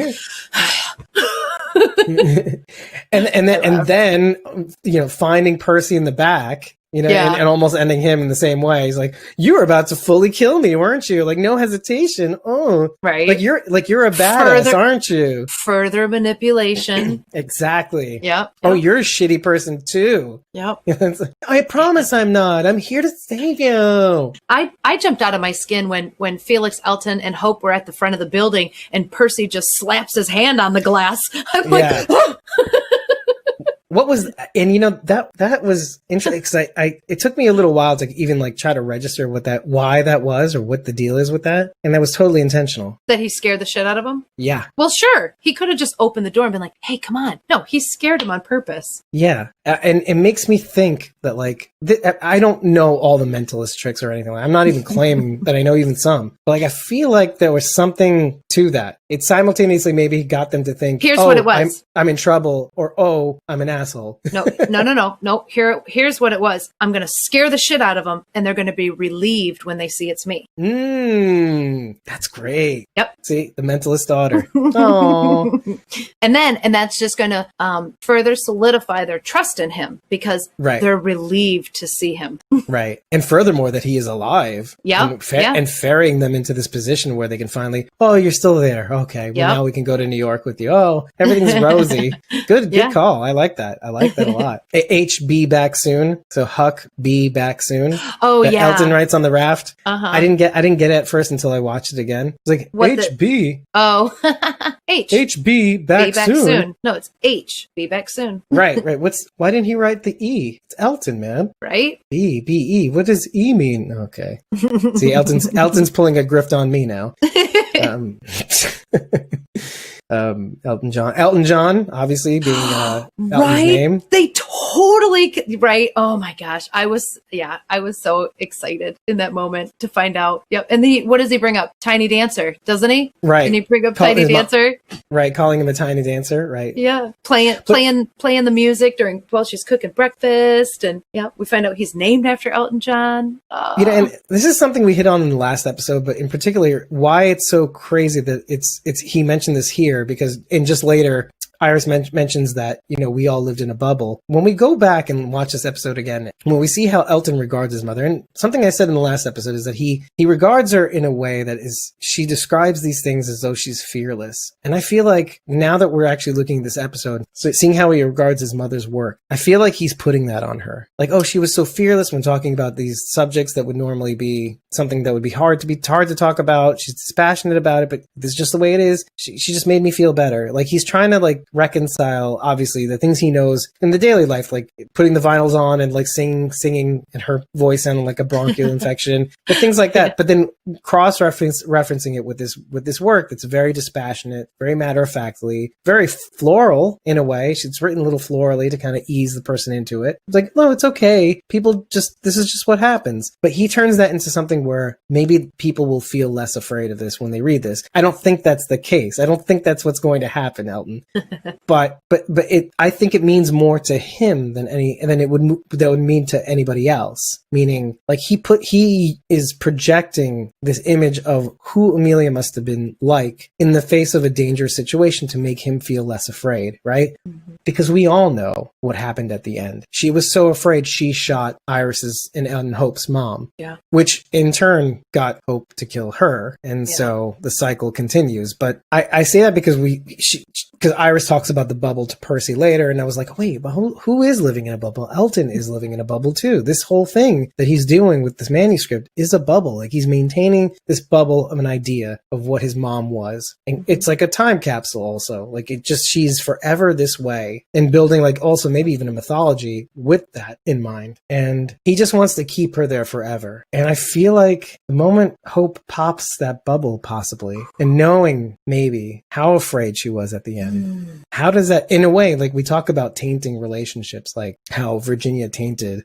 John and June's relationship. I feel like Hope telling him the truth is an unavoidable tainting of his relationship between he and his mother. At this point, it's like, do you feel like Hope should tell him, or is it better that he has hope that she's out there somewhere? This is like a Sophie's choice of a question, right. Almost, but right. There's no good choice. Do you let him live in this thing where it's possible that he could find her and his sister again? Like this really does kind of go back to our conversation about mediums and making people believe in certain things. Yeah. Like, if we keep them believing in the illusion, is that the healthiest thing? And most would argue, no, it is not healthy. It'll cause them to do things, say things, believe things that aren't true, and which could cause harmful circumstances. So ultimately, does that mean that she ought to tell him? No, maybe not. That's the thing. That's the other thing. Right. And both of these choices aren't very good. Well, and Sharondy's making a good point, and I do believe that. So Sharondy's saying, I don't think she should. What does it hurt to let him believe? The only person that confession will make feel better is Hope. And I totally agree with that. Now, on the flip side, if I were Hope, I would be fine letting Elton have that hope that his mom is out there, that Esmeralda's out there someplace. But here's the thing. If Hope is going to let Elton believe this, she needs to ditch that marble, because he's gonna see it, he's gonna recognize it, he's gonna ask her about it. That's what's gonna happen. He's gonna see it. Yeah, what I'm worried about more, and I'm not worried about him seeing the marble. Dime a dozen short. This is stuff that we know, but he doesn't know. This is things that you see out in the world. It's possible that it's any old bead, whatever. He doesn't know the difference. He's not going to know instantly that that's his mom's bead. Let's be real here, like realistic. He's going to see it all of a sudden and see, where did you get that? that. Like, no, this is, No, you know what I mean? but he might say, oh, That's a cool dude. my mom had one just like it. Or like or yeah, maybe. Like, that's kind of funny. Yeah. I mean, one of the last memories he has of his mom is discussing that bracelet. Yeah, that's true too. I do think that memory will be in his mind. I don't think he'll necessarily go, accuse Hope. Well, where did you get that? That's my mom. I don't think so, but I do think he'll recognize it, and I think he'll say, "Oh, my mom had one just like that." Yeah, but moving past that, the thing that I'm worried about is something that you guys may not believe, first of all, but may not operate on, is that if he operates in the world with this assumption or this fantasy, even he says himself, it's not likely, but it could be that, when you come across a community, he'll be like, do you recognize this woman in this picture? She may have a child with her, and they'll be like, oh, she kind of looks like somebody in the community, and he'll operate on those principles, even though it's impossible. Now, how far Hope lets him operate on those principles could be very harmful for him. He may end up doing things he wouldn't normally do. Again, it's going back to the experiments. He may end up doing things he wouldn't normally do in the name of thinking that these people were alive. This is why I say it does harm people. It does. It does. It'll make you do things you wouldn't normally do. I'm being like such an activist. But like, I'm not saying, but under normal circumstances, there'd be no people. Be no more people. You're right. Do you know what I mean? Yeah, you're absolutely right. You think it's good to have hope, but as soon as you start behaving, in a way, to have hope is good, but false hope, not so much, right? Right. I mean, because like you said, you start behaving in a way that you normally wouldn't if you didn't have this false hope. Right. If you came to reconciliation to find out, to saying goodbye here and there, right? Yeah. That's one thing. It's healthy. People need to do that. But so this is just one scenario I'm thinking of off the top of my head. There could be so many others where like he thinks he sees his mom in the distance and runs after her, but it's really a siren from mythology. I'm just saying, like, again, he'll be seeing her face everywhere, maybe imagining what his sister's face would be like. And then, who knows with some people, but I guess all I'm saying is that, okay, what's the alternative, right? And the only thing I could say is that to try not to be Martha. What I mean by that is the big takeaway that we found out by the end of season 4 was her whole thing was that she didn't look past the surface of what people could be or what people really are, meaning they could be more horrible. True. But I think most people have good intentions. Most people are self-preservationists. Doesn't mean that they all have to help, but it means that inside them is the person that is willing in good circumstances to be well-intentioned. And so what I mean by all this is that we have to give Elton maybe a little bit of credit. And that's, we keep imagining the worst. And it could be that all along Elton could surprise us. We don't know. Elton could understand immediately. It could be that Hope lives out, and this is the opposite, the reflexive mode, which is if Hope keeps living in this place where she's trying to grasp the value of a life that she had taken. The opposite is also true. You have two people on the other ends of the mirrors, one that believes that she's alive, that his mom's alive, and the daughter and his sister somewhere out there thriving, 10-year-old sister. And the other side of the mirror is someone who is trying to believe on a level of hope that there could be an uptick of like, I can do good and maybe the blowback won't be so bad when eventually he finds out. Like, I could try my best to be this thing. And so, but in the meantime, this could also produce Hope the person until she finally tells him something. Her behavior can produce negative outcomes as well. Because for as long as she doesn't tell him, she has to con him. That's true too. Yep. So it will go down a rabbit hole. Will she keep having to cover up things or trying to pretend things are okay when they're not? And she's going to operate on being not okay. And maybe doing things she wouldn't normally do for Elton to make up for these things. Elton doesn't know anything. Elton thinks she's attracted to him. Yeah. Right. And she was technically before even looking at the picture. And then if they get together, let's say, he'll be like, you only liked me because you killed my mom and you felt sorry for me and blah, blah, blah. It's like, no, I liked you beforehand. Look, I didn't see the picture until, that moment in the campfire, blah, blah, blah. Anyway, you get what I'm saying. Yeah. I still hope that, I want Hope to talk to Iris about all of this before Elton knows anything. I don't know. Yeah, you keep hitting that. But you know what's so funny about Iris knowing? And this is the thing where I tilt the tripod just a little bit. Go ahead and flip it. I don't care. Flip it over. Flip it over. Smack it in the ass. And then so Hope having told Iris all of this could be her very undoing also, because Iris could come in from the rear and go, hey, you didn't know Hope killed your mom? Oh shit. Well, technically, Iris she wouldn't. I'm just saying that would be funny, but not funny. but Iris doesn't even know who the pregnant woman was. Right. That's true too. Yeah, I guess. She knows there was a pregnant woman, but she doesn't know that there was a connection to Elton yet. But what if Iris puts the pieces together somehow? Like this describing his mom all the time, and I don't know how, but like. Well, what's the only description Iris knows about Amelia? She was pregnant, right? Right now, yeah, I don't know. Yes, that's true. How many other pregnant women were there the night the sky fell? At least one other one. Probably oodles of doodles, yeah. Exactly. So to shoot one pregnant woman doesn't necessarily mean it's this pregnant woman. Right. Oh, but Elton could probably drop things that end up making her believe. Locations, like where she might have been. Well, that between tell. Yeah, between Hope and Iris could put the pieces together, and then on the side, like in a roundabout way, could say something about Hope in a dire. Because let's bring it back to some sort of sneak peek, right? Hope is in a dire position in the next episode. She's held at gunpoint by an assailant while they go into this CRM refueling station facility, whatever it's called.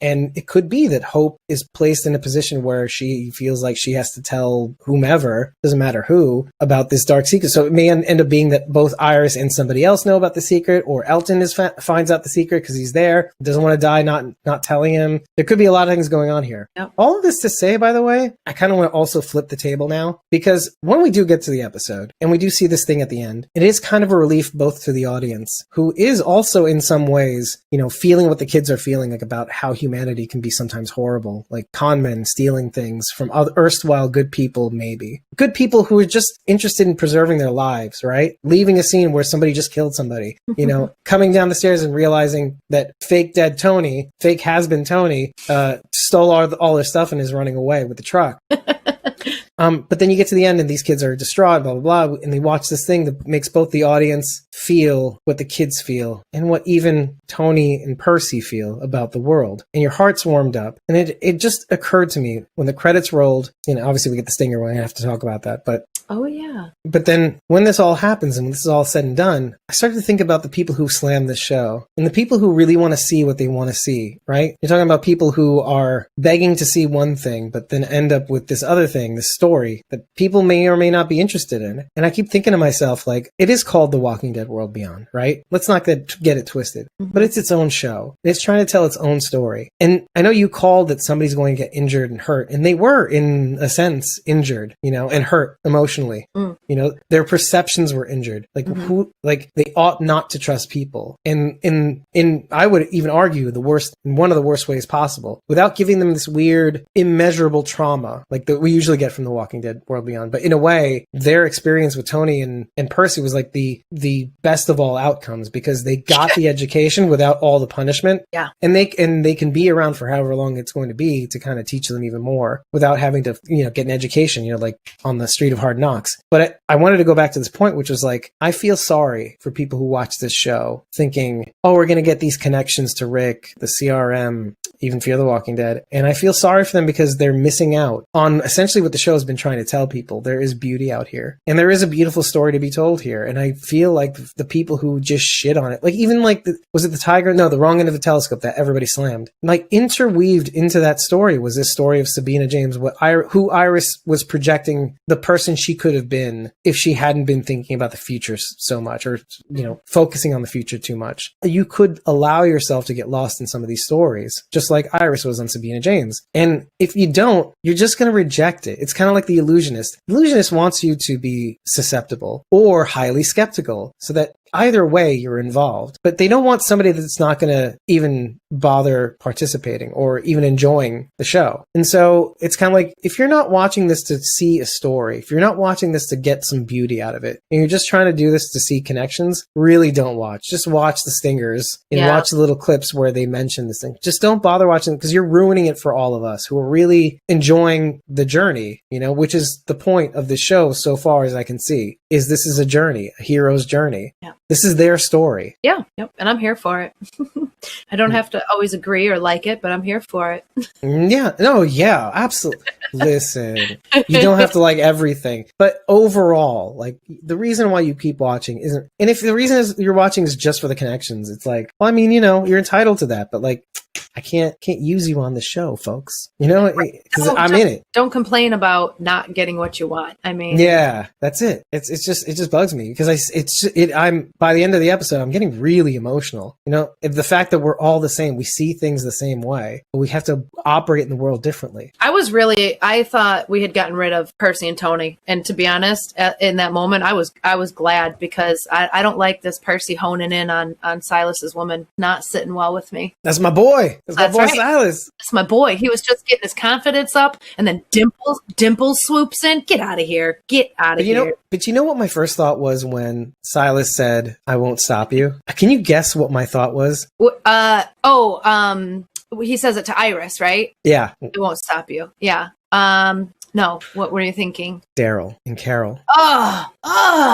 Right? I'll never stop you. Right to the gut. Right? Yeah. Yeah.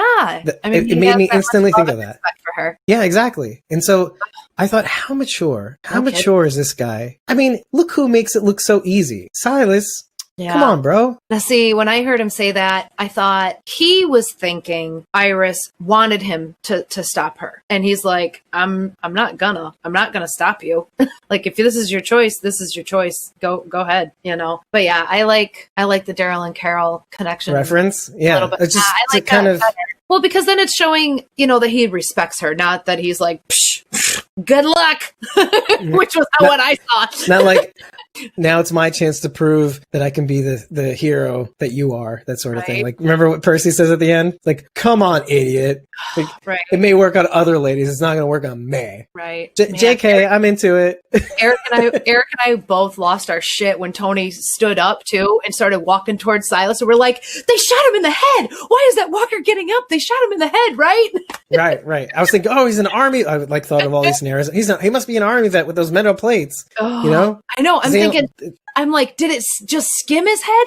Are we sure we saw it go all the way in? Yeah. And I'm like trying to play back what we saw of Tony and the bullet. And I'm like, no, it definitely got him. What's happening? No, it's just lodged in the metal plate in his head. You know, the one that he got in Nam. You know, right? Like that sort of thing. Yeah. Meanwhile, by the way, Tony's probably not even that much older than I am in real life, the actor. Oh, his name is Scott Adsit. Oh, thank you. That's what Sharondy says. Oh, 30 Rock. He was in 30 Rock. Okay, listen. What was great about the intro sequence, what I'm calling now the intro sequence, which I really liked so much. I really liked that beginning sequence so much. And I was like, is that the intro? It's so clever. It says everything about the show, the beauty and the destruction, how it went down, what these kids on the surface thought of what it was like before and what it is now, what they're seeing out in the world, the skeleton and everything. Like, I'm like, that is so good. And it even kind of looks a little like the Walking Dead's intro sequence too, like with the photographs and all that stuff and the symbolism for who these people are. Mm-hmm. And I was like, oh, I really want to see that in the next episode. Now, we know we won't, but which is weird because I was so attached to it. Then we saw it in the end again. It really warmed my heart. But what made it even better, you didn't listen, was Patrick Watson, his song in the background. Mm-hmm. And I love Patrick Watson. Patrick Watson hits you in the heart in places like a 5-finger death punch. Like, you don't know you're dead, but you're dead. Yeah. And I don't mean to be so grim, but he is such a kind, creative, hauntingly singing musical person. Now, I have an unfair advantage of having associate this person, Patrick Watson, with an ex-girlfriend of mine, and it symbolizes our relationship in a weird way. It's dark, it's fleeting, and I kind of want to I'm going to give you the meaning of the song he plays before I tell you the lyrics. And this is according to a reviewer who connected with Patrick and went through what the album meant or what the song meant specifically. Okay. And the song is called "Here Comes the River" by Patrick Watson, inspired from a postcard in Beijing that he picked up in Beijing. He picked it up on the streets of Beijing, and the streets were flooded, and the postcards were on top of the hoods of cars. Oh, you know, and he said sometimes the only way to break free and let things go is you need to flood until the flood is over. Cry until you can't cry no more, right?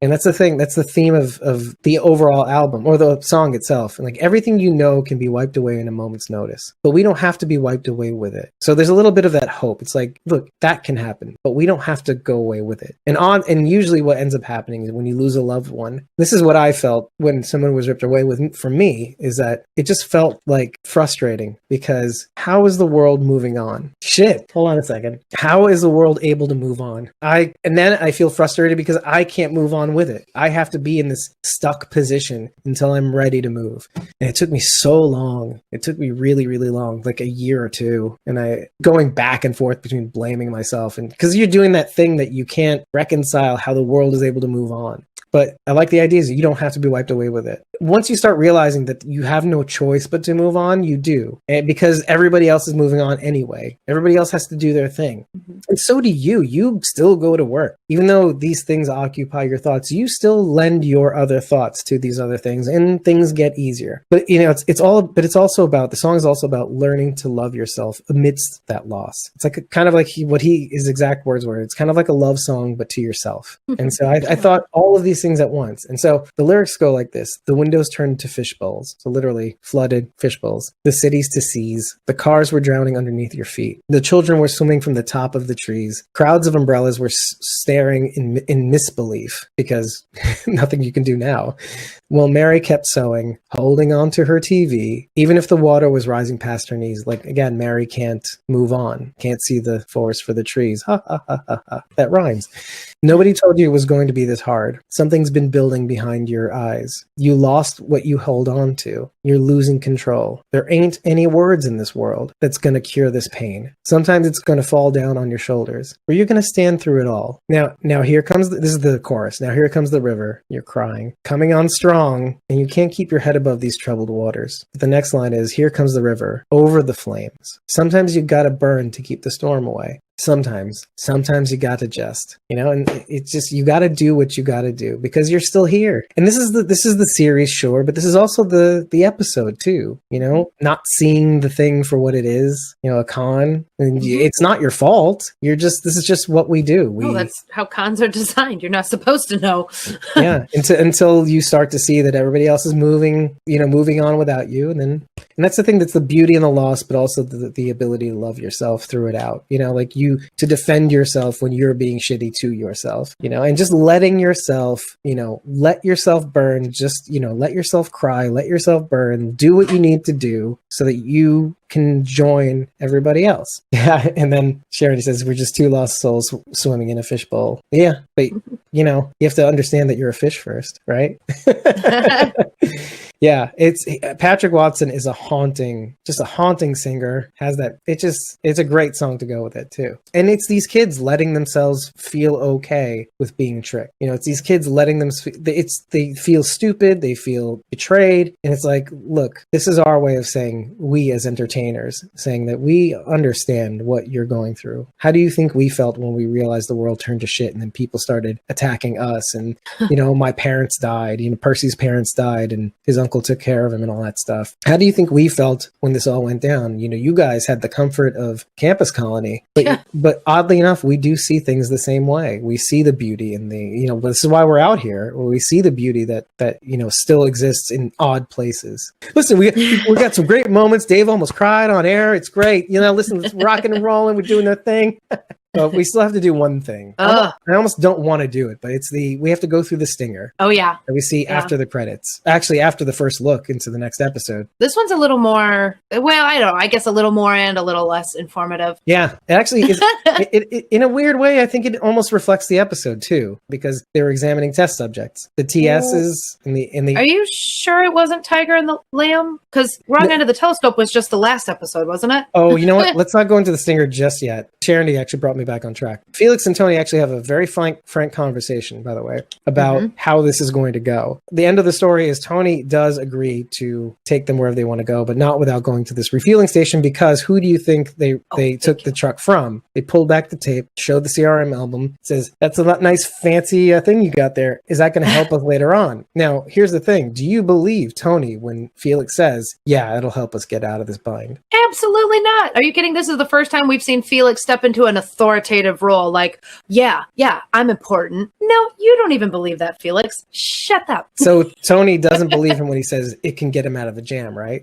Tony might believe him, but I don't. Oh, no. I'm not saying you. I'm saying, do you think Tony believes him? Because he says right out, don't bullshit a bullshitter. I feel like almost Tony, like, okay, that's fine. What you said, I'll understand is the truth, but I'll really know that you're full of shit shit, and I'll operate on the fact that you're full of shit, but pretend that you aren't. Yeah. Sharondy's saying, hey, which part of the CRM are you? Like, she's pretending to be a CRM soldier. Campus Colony. I'm Felix. I'm from Campus Colony. Oh, we've been looking for you. Bang, bang, bang, bang. Yeah. Like, no, that's not how.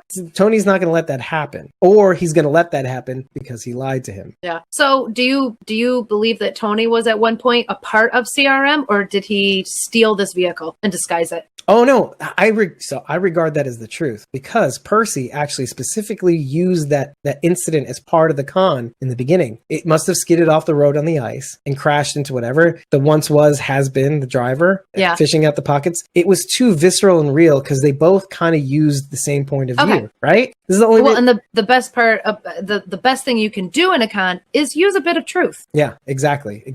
Best part of a lie is when we can mix in the truth. Exactly.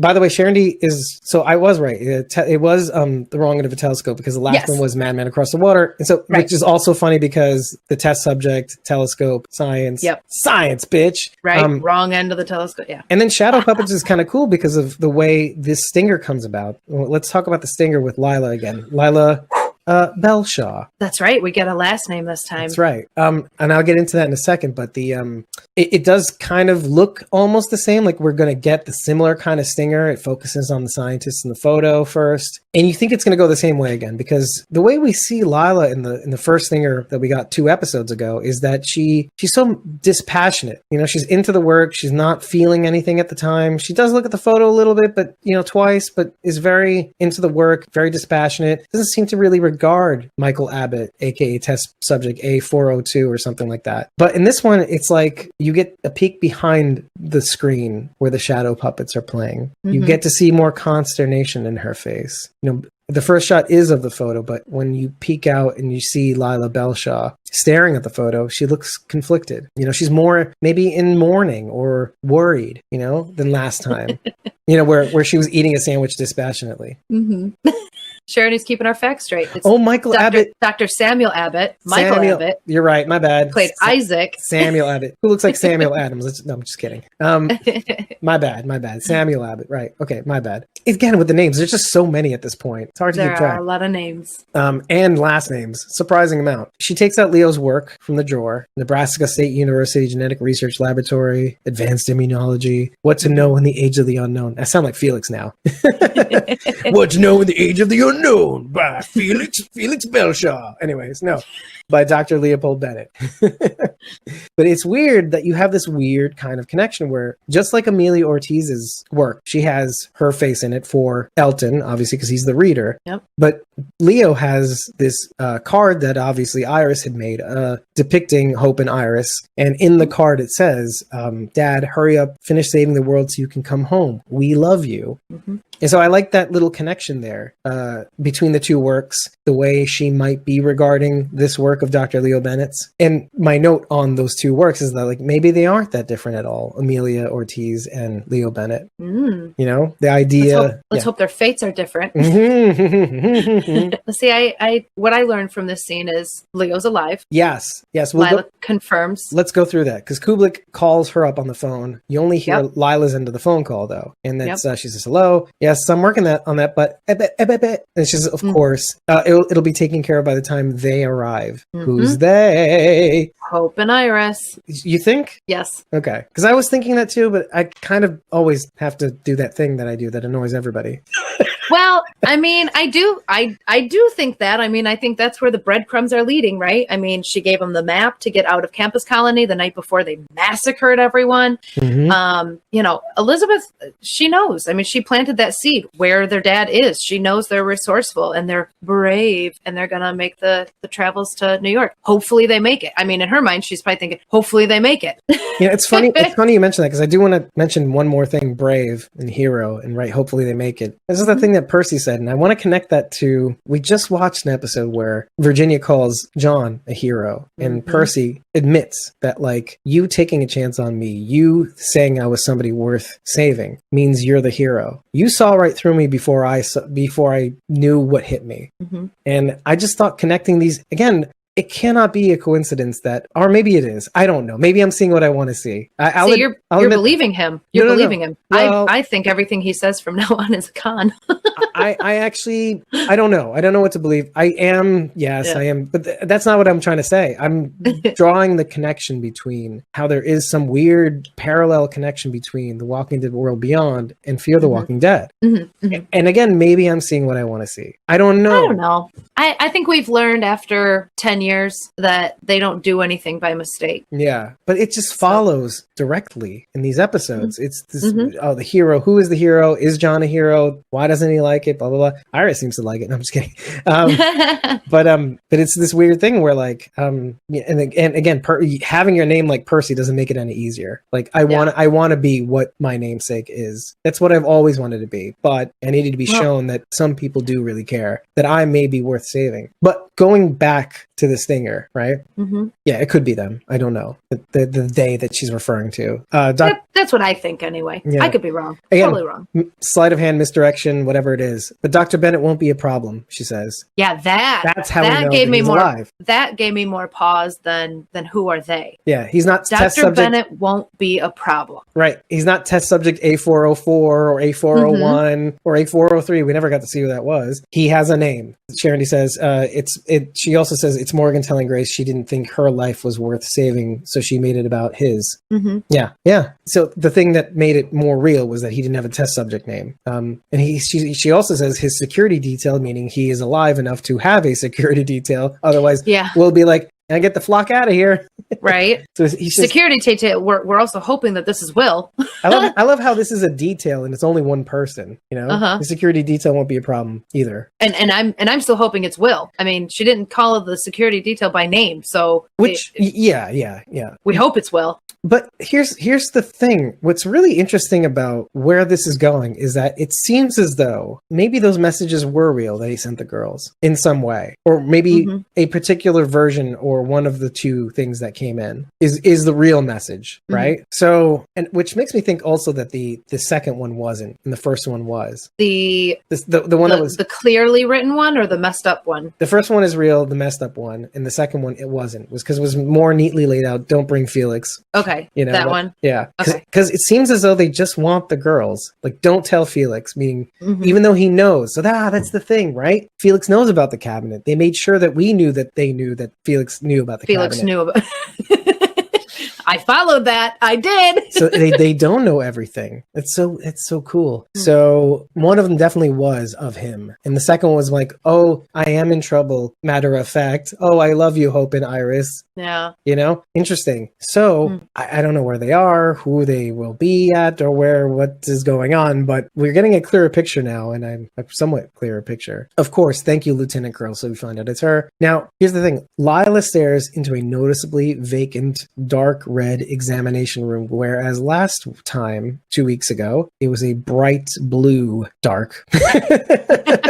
So there's like that contrast turning up / down thing, examination room, trying to hide her consternation. It's like almost a flip from what the last episode was, where as before it was more matter of fact and completely emotionless, bright, blue, vibrant, things are happening. This was more like nothing's happening. All around her is quiet. But you hear the walker noises. At the end. Right. As the camera pans the farther we pull away. Right, into the lab, the walker sounds start elevating as the camera pans out from her examination area, which is still blue inside the room-ish, but like red, dark. Something's gone wrong. Something's gone wrong here. So it's very interesting. All right. This is kind of way out there now that I'm saying it out loud. But when I saw the empty room and having heard the conversation she just had with Kublek, I was thinking they're getting that area ready for these girls to show up. They're gonna clean things up and make this place look like something else. And when she said, Leo's not going to be a problem, meaning he's going to go along with whatever lie it is they're going to try and tell the girls about what this place is. Right. I'm not sure to what end, but I got the impression that they were going to basically sweep everything under the the rug that they didn't want Hope and Iris to see. And part of that was hiding all of these test subjects. Right. Oh, yeah, that could be it too. So I'm really operating off. I don't know what to think, but I think I don't either. I think you're on the right track. Like making things seem like it's a different thing. Yes, is a huge benefit to them, because if they knew that the stinger, if they had an idea that what it really is the stinger of 2 episodes ago, that it's rocking, rolling, like things are happening, they might think, they're way ahead of the game than we are. We have to up our game. It's campus calling, blah, blah, blah, whatever. I don't know, or something like that. They're impressed. So to dumb down the kind of, we're just but a poor outpost. We really have nothing going on for us. We're not 200,000 people strong. There's cobwebs everywhere. We all share one microscope to do our studies. Yes, and it's kind of broken. Hovel. Poor Leo Bennett, you can go home. Or can you? Well, yeah, I don't know if they'll let Leo go, but yeah, I got the impression that they were going to try and sell this place to Hope and Iris as something that it's not. Right, exactly. I like what you're saying. It makes sense, and the reason why it makes even more sense is it maps on to what we see in the next episode, which is them going to a refueling facility. You see the cobwebs in that facility, and you're like, oh, it's not active, right? Right? Yeah. Maybe not, right? But maybe it is. But maybe it's not. But maybe that's what they want you to think. If you happen to stumble on it, they want you to see, oh, it's been abandoned. Ooh, what is that? Oh, I don't know. I'll have to pay attention to where the cobwebs are placed, right? Yes. Because if it's webby in areas where people don't normally travel, but you got your vehicles and those aren't cobwebbed. I mean, they even could be. I mean, shit, I've had my car parked just out front for a day and a spider has made a web between my car and the mirror. You know what I mean? So exactly. It's not going to take long for any spider to make its home on something that's been sitting there for a minute. But those dusty cobwebs with the dust kind of falling off of it. Yeah, you know what I mean. Yeah. There's a way, I'm sure they have, let's use the spider web gun. Woo, these spider webs are so old, even spiders don't live in them anymore. Right. They're like, yeah, we moved out of that neighborhood ages ago. Yeah. Even the spider who built it doesn't live there anymore. Yeah, God. It's like going back to your old home in that bad neighborhood. I remember it. Get the fuck out of here. I like living in a high rise. Lisa says, this is all making me very nervous. I don't want them to get there. And Shandy says, environmental experiments, like in The Last Singer. So maybe that's why it's red. Who knows? Oh, okay. Yeah, she did say that. God, she said Miss Muffet moved in and gentrified it. CRM.